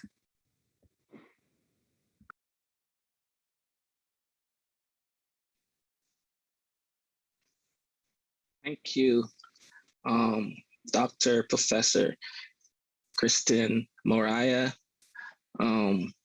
Thank you, Dr. Gabrielle Foreman. Thank you to Color Conventions for inviting me to participate in these conversations and this conference. This morning's panel was just so absolutely fantastic that I am not sure what I can bring to the conversation, but I'm going to give it a try, which is to say that I'm going to try to invoke, in some ways, be in conversation with the image that you have in front of you. The struggle to emerge, what Black Canadian studies or Black studies might mean, or the return of Marianne Shadd Cary. This summer, the artist Adeyemi Adebisan unveiled a mural of Marianne Shadd Cary at Mackenzie House Museum in Toronto. The mural is installed on an outside wall at the front of the museum, and it's an arresting work of Shadd Cary titled Luminary, Marianne Shadd. The work is described as, quote, the portrait imagines her in a contemporary light, adorned in regality and symbolism representative of her bravery and visionary insight in the fight for equality and justice, end quote. In the didactic that accompanies the mural, we are further told, and I quote, the building on King Street where Marianne published her newspaper in the 1850s no longer stands, end quote. And then further, quote, as we recognize Black excellence and create new monuments, her portrait will be installed at Mackenzie House Museum, end quote. No time or date is provided for the installation of the portrait. Of course, I can only speculate that this interest in Shadd Cary is in part conditioned by the reckoning museums, monument commissions, and other public art entities have recently had to contend with as resistance to a landscape populated with white racist colonizers continually comes under pressure for removal and change. Mackenzie House is the historic house of the first mayor of Toronto, William Lyon Mackenzie. His grandson, William Lyon Mackenzie King, becomes Canada's 10th Prime Minister, beginning in 1921 for 3 separate terms, and is considered the architect of the modern nation, one of the architects of the modern nation. I first noticed people posting pictures of Adebisan's mural this summer on social media, while many people were also lamenting that the racial reckoning many had felt was coming after the unprecedented protests due to the public murder of George Floyd in May of 2020 did not seem to reap the kinds of sustained anti-racist commitments that were made in the eventful first instance of that spectacular act of anti-Black racism. As I watched social media or read it, I also witnessed 2 other interesting phenomena, and I put that word in quotations. The first was the announcement from a number of universities of initiatives like EDI specialists, with individual professors moving across schools or moving on to new schools to take up these positions. The announcement of cluster hires for Black professors and other small-scale initiatives meant to convey a sense of change. And second, and related to the first, for the first time in my professional life, I also witnessed a host of announcements of Black Canadian journalists revealing their recruitment to journalism schools as professors, fellows, visiting professors, and the like. Clearly, something notable of attention had been and has been happening.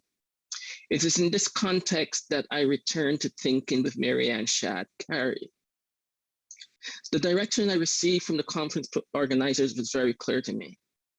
They asked if I could revisit an essay I wrote on Shadd Cary some years ago. The essay title, "Who is She and What is She to You? Marianne Shadd Cary and the Impossibility of Black Canadian Studies," was first published in Atlantis, Critical Studies in Gender, Culture, and Social Justice in 2000, so about 20 years ago, in a special issue called "Whose Canada Is It?" I described the paper then as such. This paper addresses the relationship between Black studies, Canadian studies, and Black diasporic discourses, and incorporates the figure of Marianne Shadd Cary as an intellectual guide to argue for a place within Canadian studies for sustained conversation about Blackness, concerning Blackness. The paper is a conceptual exercise in working through the concern of why discourses of Blackness in Canadian studies operate much like a special effect, and why Black Canadianness is also not sustained in Black studies discourses. As you can hear, I was at the time preoccupied with figuring out a way to work across Black studies, a concerted effort in the Canadian to make a concerted, to work across, I was figuring out a way to make Black studies a concerted effort in the Canadian Academy, even if we had to smuggle it into Canadian studies, of which I'll say more later.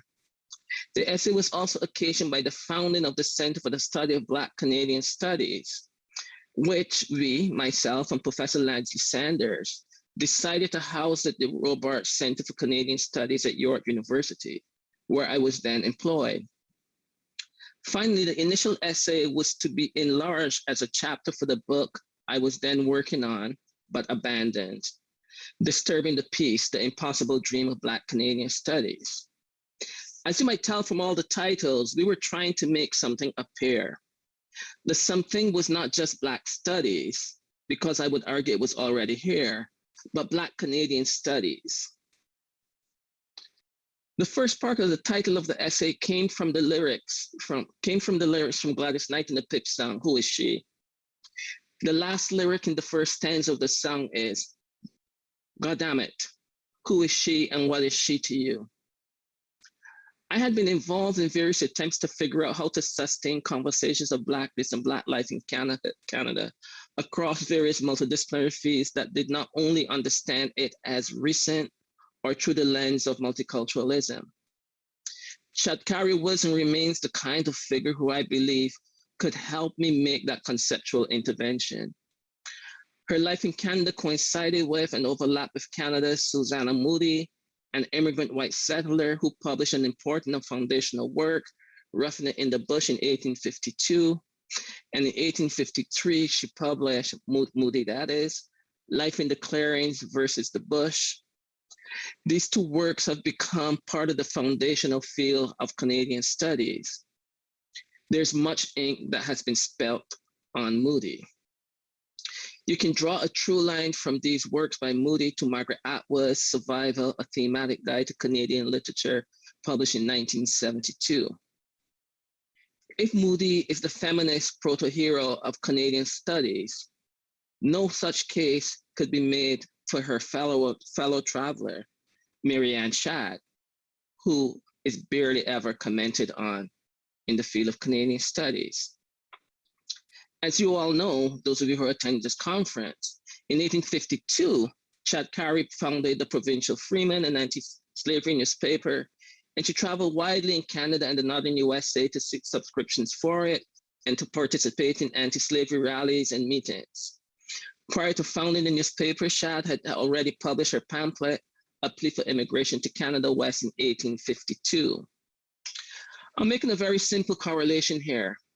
Canadian Studies was able to find Moodie. They could not find Shadd.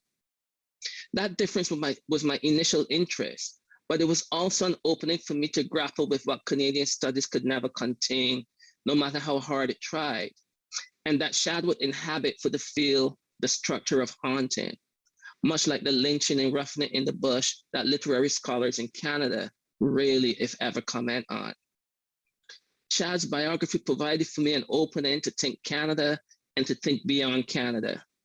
She, in my view, continues to provide that for us still. So three things came together for me to think with this summer. The first, the request to return to my initial essay. The second, my notice in the announcement of university cluster hires for Black scholars and the recruitment of Black journalists to journalism schools. And of course, the mural of Shadd. And I would say that all three of these things are haunted by Shadd herself as she kind of hovers over them. I should note that there's not one journalism school named after Shadd in Canada that I know of, no endowed chairs that I know of, no public monuments, even though she's designated a person of national historic significance, and definitely no Black studies departments. But there's a public school named after her, and the promised portrait is coming. I recount all this for one reason, and you will hear the echo. I needed Shadd then, and if she had not existed, I would have invented her. Why? My thinking at that time was so influenced by and indebted to Paul Gilroy's The Black Atlantic and his chronoscope of the ship. He wrote in this still stunningly important work, the image of, quote, the image of the ship, a living microcultural, micropolitical system in motion, is especially important for historical and theoretical reasons that I hope will become clearer below. He continued, quote, ships immediately focus attention on the Middle Passage, on the various projects for redemptive return to the African homeland, on the circulation of ideas and activists, as well as the movement of key cultural artifacts, tracts, books, gramophone records, and choirs, end quote. I was taken by Gilroy's articulation of how Black possibility relied on connection and circulation in my reading. And then I needed to make connection and circulation work for what was then my sense of Canada. Indeed, in my first book, Black Like Who, Writing Black Canada, in the most hokey fashion, despite the lakes that surround us, I suggested that, quote, if the ship is Gilroy's metaphor for the Black Atlantic, the vehicle in which she travels and docks at the doorstep of African Americans, then for overland travel, jogging might be the metaphor that best characterizes the back and forth movement of Black Canada and its offerings to the discourse of diaspora. I was invoking Samuel Delaney's jogging to the north for freedom and the Underground Railroad. And of course, on footland travel across the Canada-US border, but also more generally, the empirical reality of Black movement across the US-Canada borders for Black people as a central element of Black life in Canada. Of course, Shadd Cary, just like Harriet Tubman, is one of those figures who refused the border of Canada and the US, and instead utilized the border when necessary for safety and ignored it when necessary for personal and renewed political activities that deployed either geography for their political projects as best they could. That remains importantly fascinating for me as a story of diaspora worth noting and returning to. And this morning, Kirsten Lee's presentation on Shadd's migratory moves and migratory politics really highlighted this in a fantastic, beautiful way. Indeed, the first essay was also in part exercised by Jane Rhodes' otherwise excellent book, Marianne Shadd Cary, The Black Press and Protest in the 19th Century. But I was exercised a bit by Rhodes' book because of the way I read it as offering a minimal concentration on Shadd's life in Canada. And that remained curious for me, given that the newspaper was founded and published in Canada. Shadd Cary traversed the Canada-US border, as already mentioned, often making trips to the US North Free States to speak for the urgent need for abolition and to sell her paper, The Provincial Freeman. And as others pointed out, this was, a way of sustaining her life and family. Furthermore, let me be really clear that I did not come to this conversation as a historian. I come as a reader of the historians, as needing the work of the historians.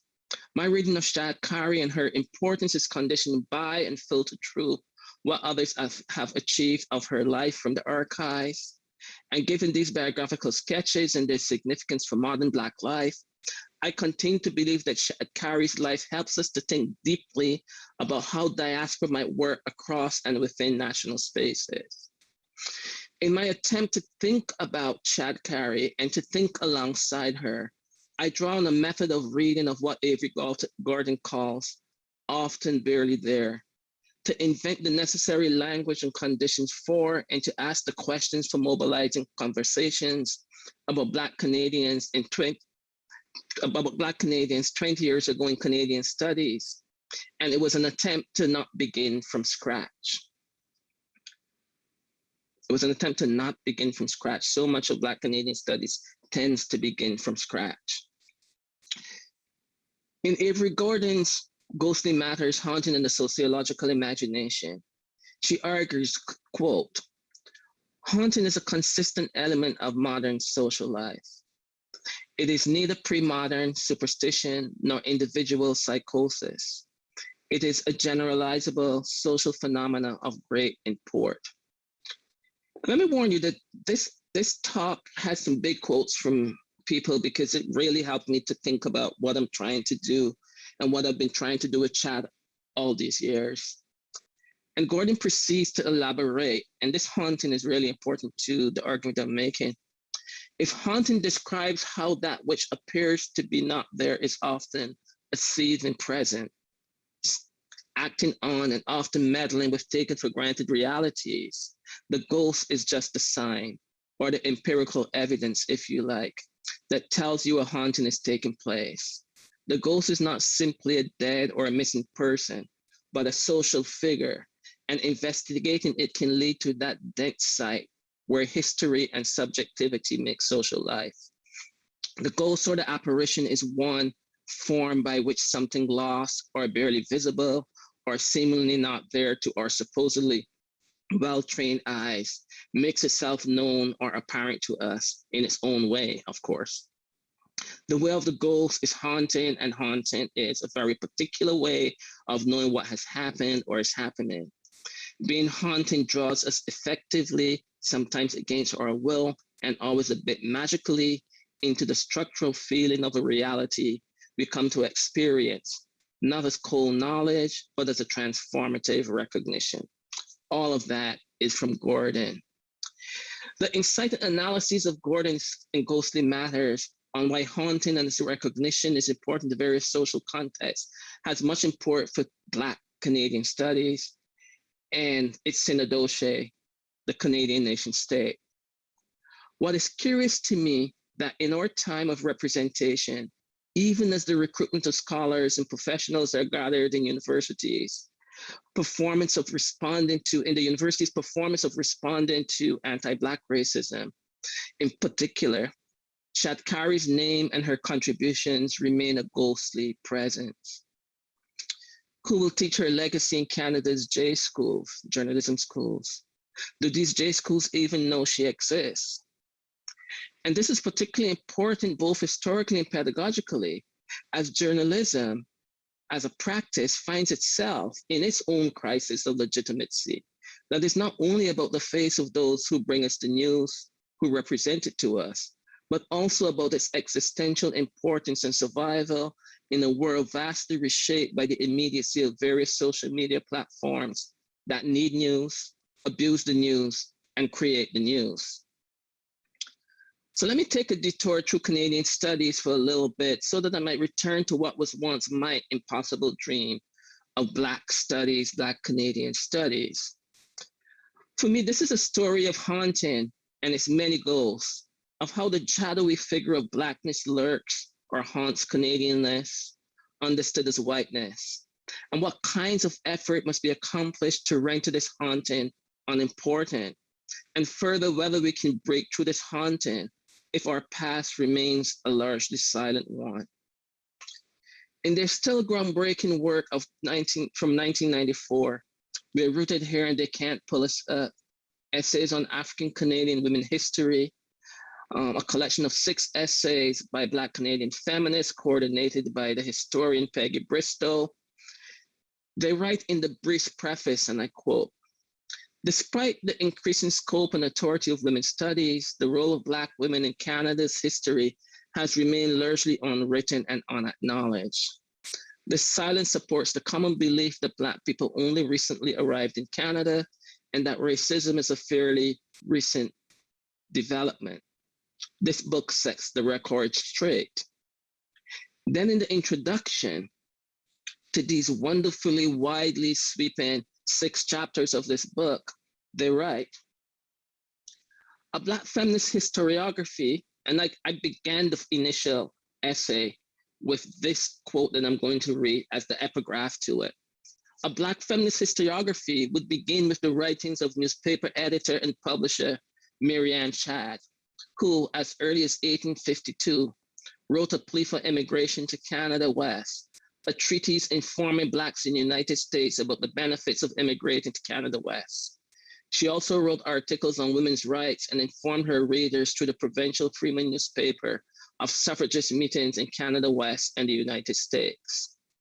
And they continue, "In our discussion of how this book was to take shape, we recognize all the omissions in Canadian history and what sustained them. We agree that these omissions are part and parcel of the endemic racism that fuels the Canadian intellectual tradition," end quote. What work might Black Canadian studies do to interrupt this racist Canadian intellectual tradition? What kinds of intellectual investments, both in terms of personnel and monetary, would be necessary? Do the recent announcements bring us into this kind of terrain, the recent announcements of cluster hires? Or are we in the era of EDI management strategies more adept at announcing each new hire, even what courses might be taught, a kind of PR and ego satisfying game, but one that is built, as the childhood story goes, on a foundation of sand? I do not ask these questions to be dismissive of recent gains. I ask them to alert us to the structure within which these gains are achieved. I ask them in some fashion, in the same fashion and attitude that Shadd Cary asked of the abolitionists to stop talking and do something. Contemporary Black life in Canada sits permanently in the structure of haunting. Much of it might be characterized as concerned with the hauntological, following Jacques Derrita's hauntology. Derrida suggests the hauntology, which is the end of a certain history, encapsulated in an event, twinning the first and the last of the event, offers us a way to read ghosts and their cultural impact. I'm reading the events of cluster hires, J-school recruitments, and murals, and promise portraits as hauntological in structure. In Derrida's case, he's reading the ghost body of Karl Marx and the ghost and failed politics of Marxism. In my case, I'm reading the ghost insistence of Shadd Cary as what Carla Peterson described as a doer of the word. Further, I'm suggesting that much of our present moment is conditioned and haunted by what it does not yet know, what it cannot yet tell, and what it is forced to invent. Black Canadian culture is yet to fully tell its free story, to riff off of William Andrews to tell a free story. I don't know how much more time I have. Okay, I think I still have a little bit more time. So it is fundamentally a Black Canadian elsewhereness that haunts Canadian studies because of the story the Black Canadian extensions of the geobody of Canada reveal about the unfinished project of modernity in Canada, the central role of migration, and thus the contemporary failure of Canadian multiculturalism to truly liberate. My initial intervention into Canadian studies was about its inabilities to think concretely about Blackness and Black people as a starting point, because I believe that as a field concerned with the nation in all its myriad ways, Canadian studies as an interdisciplinary and multidisciplinary field had to date not been able to adequately address Blackness as constitutive of Canadianness. The field had instead been quite happy to use Blackness as a kind of special effect, which appeared and disappeared, beginning from scratch each time, as though no history of other appearances existed. It is this willful attempt, I believe, to accord as serious and sustained. It was this willful attempt, I believed, to try to accord a serious and sustained presence to Blackness and Black people in Canadian studies that I attempted in the initial essay. I now fully know that Canadian studies cannot be a place where Blackness in Canada lives. I enter Black studies as multidisciplinary, interdisciplinary field because it holds the promise for providing better assessments of Blackness and Black people's impact on the nation than any singular disciplinary field. And I say this with all apologies to the historians because I know I need the historians. So the promise of interdisciplinarity is one that I believe is necessary for making sense of Black diaspora peoples. Interdisciplinarity allows me to draw on a number of different disciplines to make sense of the haunting qualities of Black life in Canada. But by so doing, it also allows me to bring a critique to the field of Canadian studies by also drawing on areas of knowledge that would enhance and sustain the discussion of Blackness and Black people within Canadian studies proper. Black studies in Canada then is necessarily a Black diaspora studies.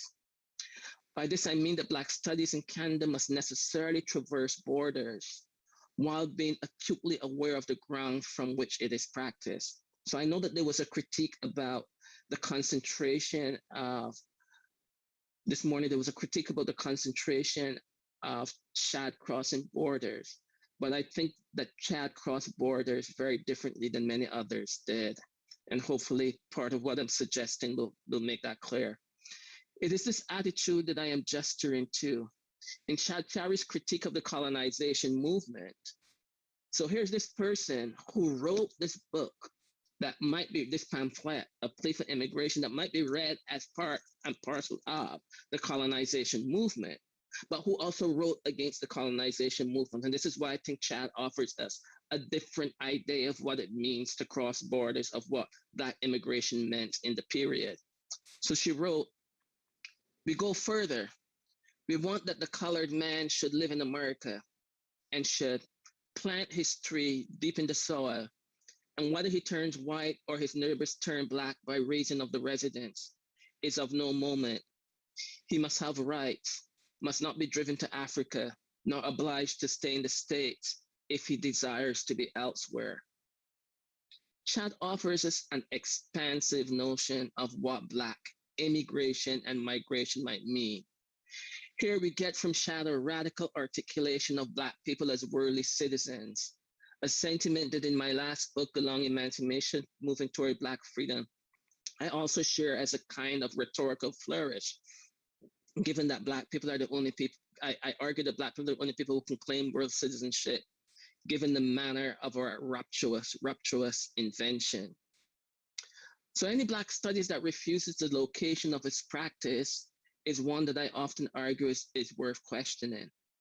One that opens up itself to reinforcing national myths about the place of Black people, and thereby instantiates the idea that Black people do not actually belong there. Traversing borders is not a refusal of belonging, rather it's an attempt at making connection.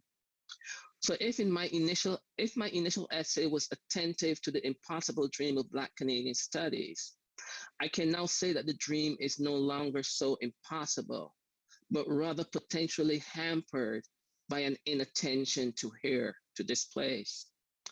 I would say the dream is deeply fraught, and we ought to be able to notice that fraughtness.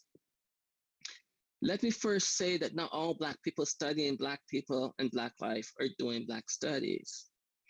This claim is not one about policing boundaries, but rather one about the stakes of what Black studies should do, might do, and can do. For me, Black studies is in the tradition of Shadd. It is to use this contemporary articulation, abolitionist in its best possible articulations. It means to end this world as we know it and to aid in the emergence of a new and better one. And if you read Shadd's letters, if you read a plea, if you read the articles from the provincial freedmen, you know that Shadd was really committed to making a new and better kind of world.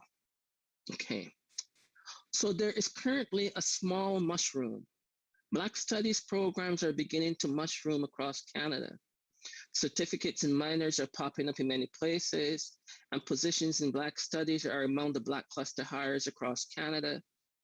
50 years after Black studies institutional founding in the USA, its arrival at an institutional level is now occurring in Canada. There's much we can learn from the US on this front. Almost 3 decades ago, I was hired at York University in a position advertised for a specialist in either Black North America or Latina North America. So Black studies has a longer institutional mark, as I would name that hiring as indexing. But importantly, I invoke the personal because it helps to illuminate that Black studies without institutionality has existed for a long time in Canada. I have been forced to rethink my own understanding of my scholarly formation. I did all my degrees in Canada.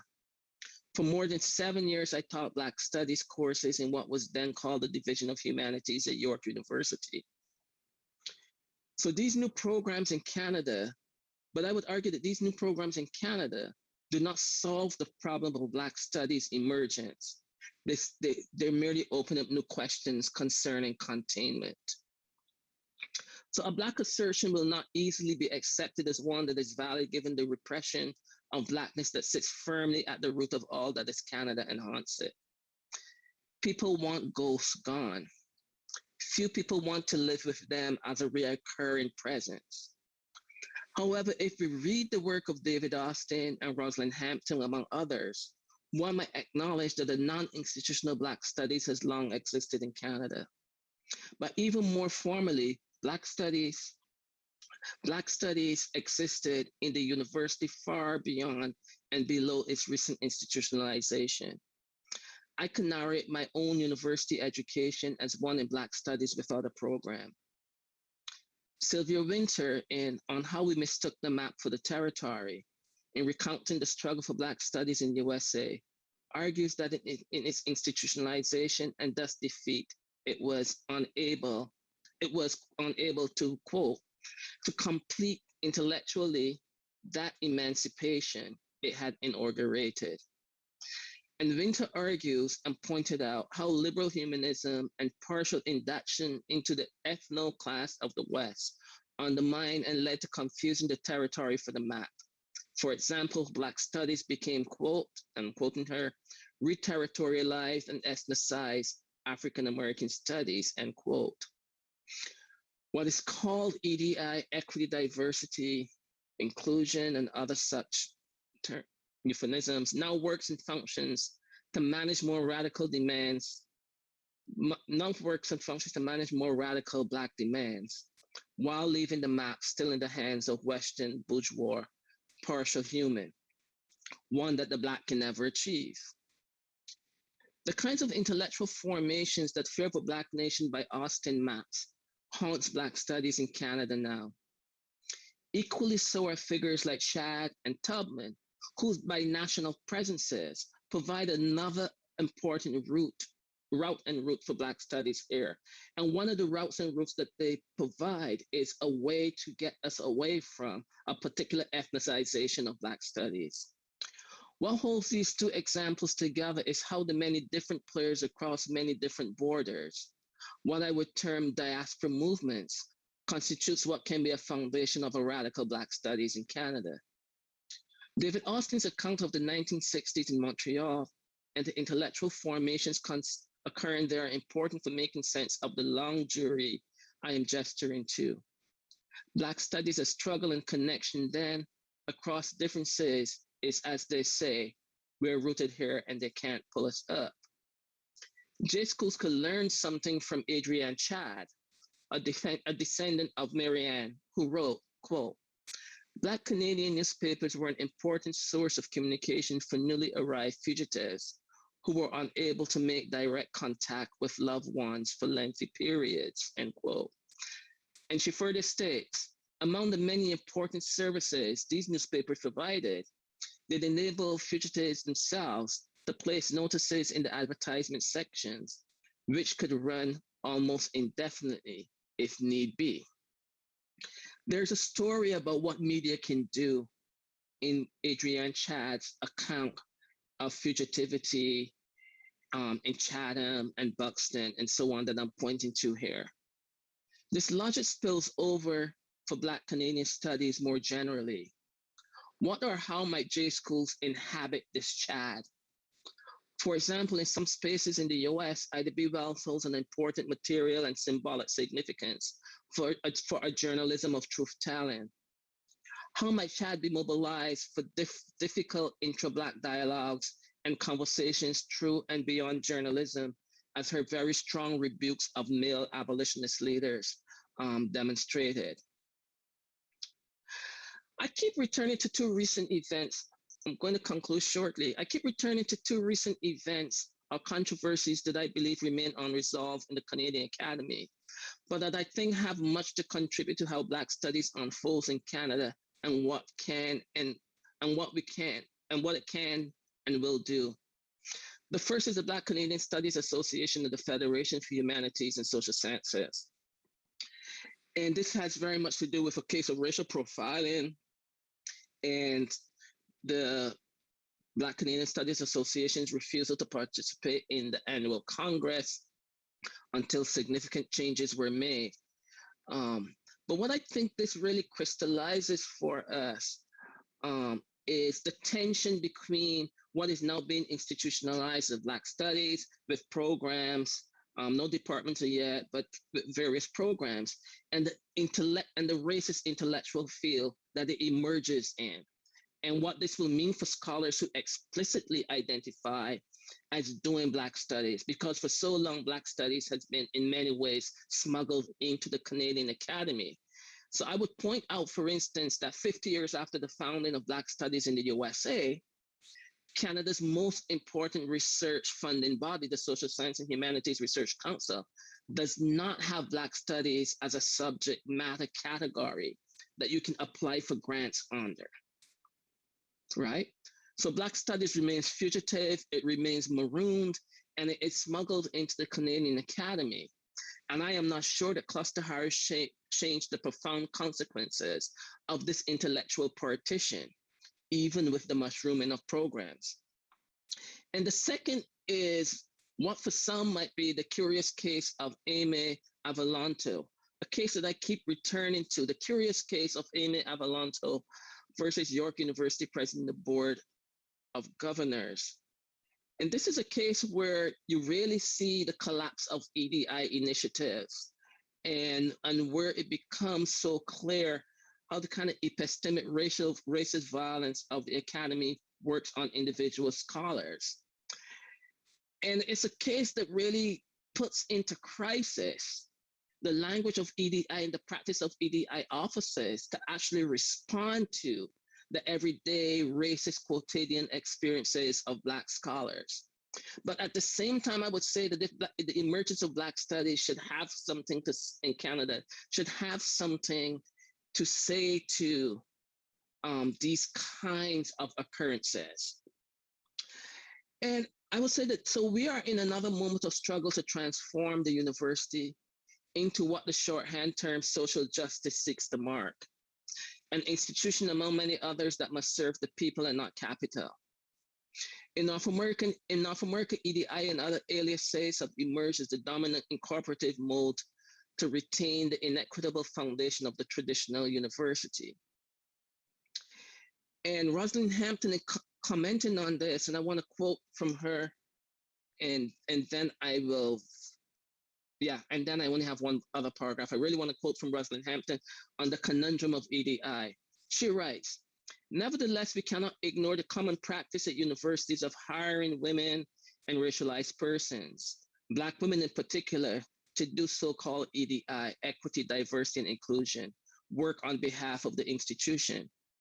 On the one hand, these workers typically have crucial lived experiences and scholarly expertise related to the forms of oppression and inequity that such committees are meant to address.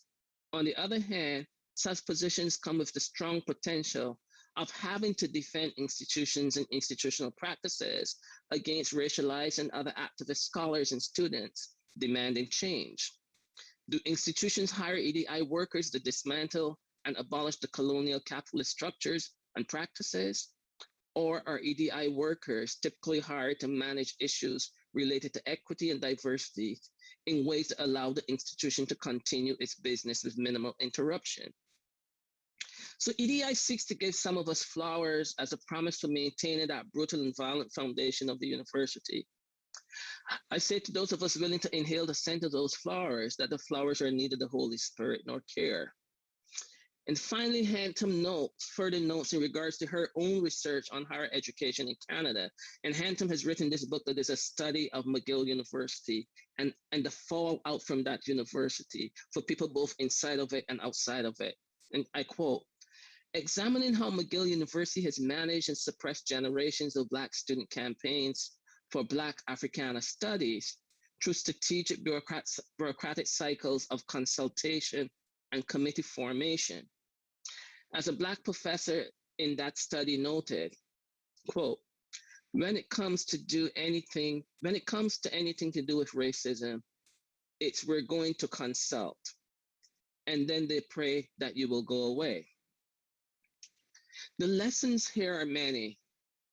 Shadd Cary, Austin Clarke, both journalists, both made important and crucial contributions to Black life in Canada.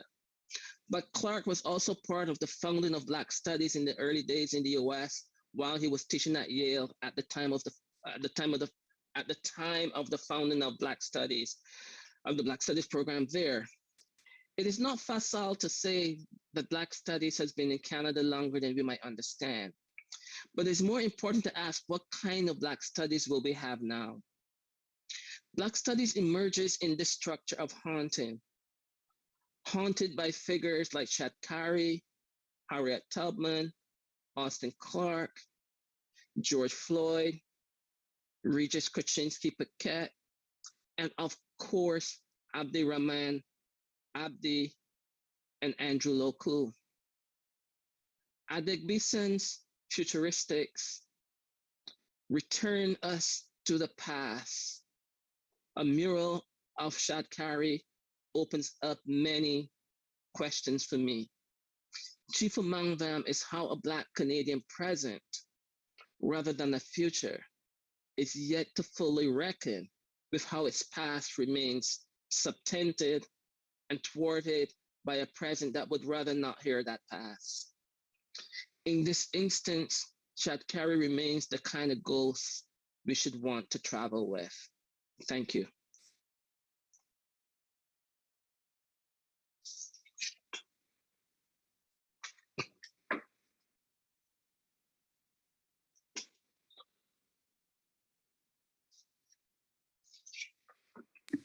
Thank you so much, Ronaldo. That was an incredible paper. I truly have goosebumps. We're really honored. Thank you.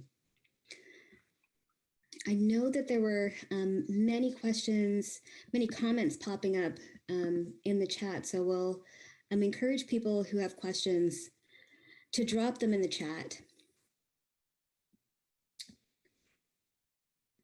Great. But while we're waiting, I'm at one of those Canadian institutions that is sort of the site, right, of this mushrooming of Black studies, and it's exciting to be on the inside of it. But I'm wondering if you have any words of advice, right, of people who are participating in it. How do we maintain Black studies, right, as a site of mobilization for Black freedom? That's a great question. And one of the things that I hope that I'm channeling with Marianne Shadd and her work is that she was and is a dissident voice in certain kinds of Black political formations. And so the kind of question is, what space do we have for dissident voices in contemporary Black studies formations? And so it is by thinking about, for me, figures like Shadd, figures like Tubman, who are often claimed as African American or claimed as US, but who traverse these borders, who actually use these borders as a kind of flexibility for being able to move towards something that we might call freedom, are, to me, lend us a pedagogy. They lend us a pedagogy that allow us to raise a set of questions about the work that we do now. So this is less a question of advice and more one of caution, that as Black studies programs pop up within the Canadian context 50 years after the inauguration in the US, that we need to think about these programs as providing necessary space for dissident voices, right? This morning's papers that looked at Shadd's relationship to other women of the period, really made clear white feminism is entirely an invention of Black women. We don't care who else came to clear that, but it really made clear that. And what I would say is that, when Sylvia Wynter, who I draw on a lot in trying to think about Black studies, kind of suggests that Black studies has to be continually interrupted, because if not, it pretends to give us a new account of how we might live together, a new account of the world, that it is that possibility of a new account that we need to hold on to in the tension between something called Black Canadian studies, Black studies in Canada, and Black people's commitments to ethical belonging elsewhere. So this is another story principally of one of migration, of saying Black people belong elsewhere. It's a story of an ethical claim in which Black people are willing to say, we will land where we need to land to be able to do the kinds of politics so that we might have lives. This is wonderful. I have more questions for you, but I know that Kristen Lee also has a question for you. And I'm actually, I don't know. I'm going to unmute you. I can see it. Kristen. Okay. So we'll let you ask the question, Kristen. Wonderful, thank you. So I'm so struck, Dr. Wolcott, about the way that you're considering borders in this talk. And I'm wondering if you could speak more on what you meant when you said that Shadd Cary crosses borders differently than others. I'm struck by the possibility that our migratory insistence that Blackness belongs everywhere could signal a political project aligned with Black study in the parlance that you're giving us. But thank you so much for your talk. Mm-hmm. Thank you so much for that question, Kristen, and thank you for your paper this morning. One of the questions to you, the person began by saying how energized they were by your paper, and I felt the same way. So thank you so much. What I'm trying to do here is kind of play with the border as a metaphor, but also the border as pedagogical. And, of course, Shadd was crossing the border to sell subscriptions and so on for her paper. But as you pointed out and others pointed out, her decision about where it is that Black people might land, and some of the places she didn't want to go, but also insistent that, but Black people should be able to go wherever they want to go. It's for me, a refusal of the too easy boundaries of nation. So, I put Canada in quotation marks between Black and studies, but I do that because often Canada gets read out of the slaveholding Atlantic world. And so one of the things that is really important for me in terms of thinking about Shadd and learning from the way in which both her and Tubman, returned back to something called the USA, and that's where they lived out their last years and died. But the reality is that many people that we now call the descendants of the fugitive slaves, many of them left Canada and went back. to the US, which tells you something about Canada, right? And so that's what I'm trying to get at, that there is something about the migratory story that we are yet to tell. And that telling will undo these national boundaries. But it doesn't mean that our Blackness then becomes one, but it provides us an opening to have a different kind of account of Black North American life. By the 60s, when Austin Clarke is writing his trilogy, the Bigger Light, the Storm of Fortune, and so on. I mean, here again, you have a man who practiced journalism, who emerges as a really important post-World War II Black Canadian writer. And that trilogy that he writes in the 60s, a man who comes from Barbados, the same place where I was born, that trilogy has those quote unquote immigrants moving back and forth across the US border. And one of the things that I tried to argue in the Long Emancipation, and I didn't even realize on me in my own work until having to sit with these ideas again, is that whenever Black people move, Black people put a whole bunch of things into crisis, not just borders, but even literally, conceptually what it means to move. We see this with Haitians at the border of Texas and Mexico just a few weeks ago. We see it when Africans try to cross the Strait of Gibraltar, the Mediterranean, into Europe. When Black people move, a crisis occurs.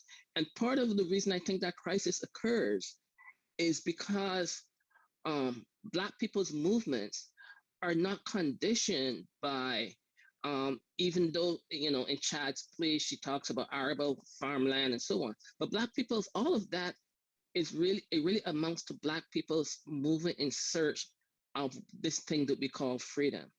And Black people's move for it puts other people's understanding of what freedom is into crisis.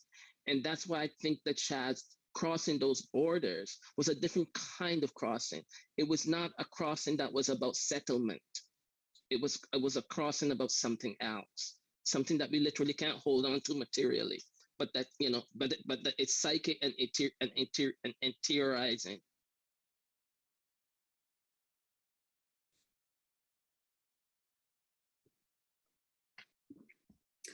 Okay, we've got about 5 more minutes. So if you have any additional questions, please don't be shy. We've got one question/comment from Ikem Okoye, and I can read it out loud. I don't see you quite on my screen. So thanks so much. I wonder if you can say a little more about the image of Shadd you started with. I ask in relation to the first Black woman tenured Canadian art historian Charmaine Nelson's work and Difficult Trajectory, especially her early work around the enslaved Haitian woman Marie-Therese Zamir, brought to Montreal in the mid-1750s by Philadelphia and Nova Scotia, and painted there in a riveting image that is still difficult to unravel. Mm-hmm. So yeah, I think that this mural, and I'm terrible at pronouncing his name, and so I don't want to massacre it again. I was told by my curator, the Agnes, that it's Young Yemi.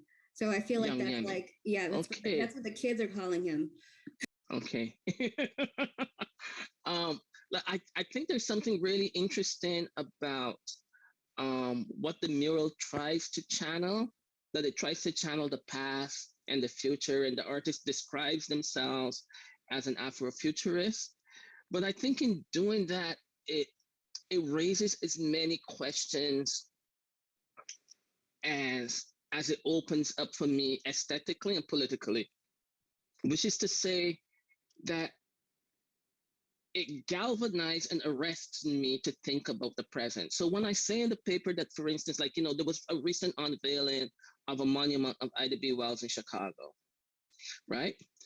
When we think about the public intellectual work that Black journalists are doing, especially in the US, And it doesn't matter how one feels about her project, but you think about Hannah Nicole Jones, and one thinks about the role then that journalism could play in the context of the Canadian space through channeling a figure like Shadd.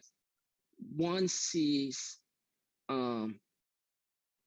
some glaring opportunities, some glaring absences. I'm going to frame it in the affirmative. Some glaring absences, and it kind of tells me a particular story about what is tolerable to say in this moment. So while I personally like the image, there's all of this other stuff that rebounds to me about the image that speaks to a certain kind of containment. I don't think the artists themselves are doing containment, but I think the moment of the image's arrival, the context within which it arrives as a part of an accounting and a reckoning with who are the historical figures that populate our landscapes and our museums and so on, that might be in part a containment for some more radical demands. But that containment sits right alongside. Like I can't think of many other places where you would have a figure like Shadd, and in the crisis that journalism finds itself in, that her name would hardly ever be spoken. So it is working against and alongside those contradictions that I'm trying to, Shadd for me is a totemic figure. Like, she is a figure that is willing to disagree, but still work in community. I mean, when you read Adrienne Chadd's essay on Buxton in Where Ruthie Henry Can't Pull Us Up, the expansiveness of that project is quite daunting and quite interesting. But because I've been also fortunate enough to have been years in conversation with Peggy Bristow, who did a lot of research, a lot of unpublished research on the women's groups in Buxton and Chatham and Windsor and so on. Like there remains a set of stories and projects to be done on that part of Canada that might illuminate Shadd even further, and not just Shadd, but other important connections that have not yet been done. And I hope the historians will do that for people like myself who need your work to do the kinds of work that we want to do, which is to intervene into this ongoing intellectually racist, partitioned project of the Canadian Academy.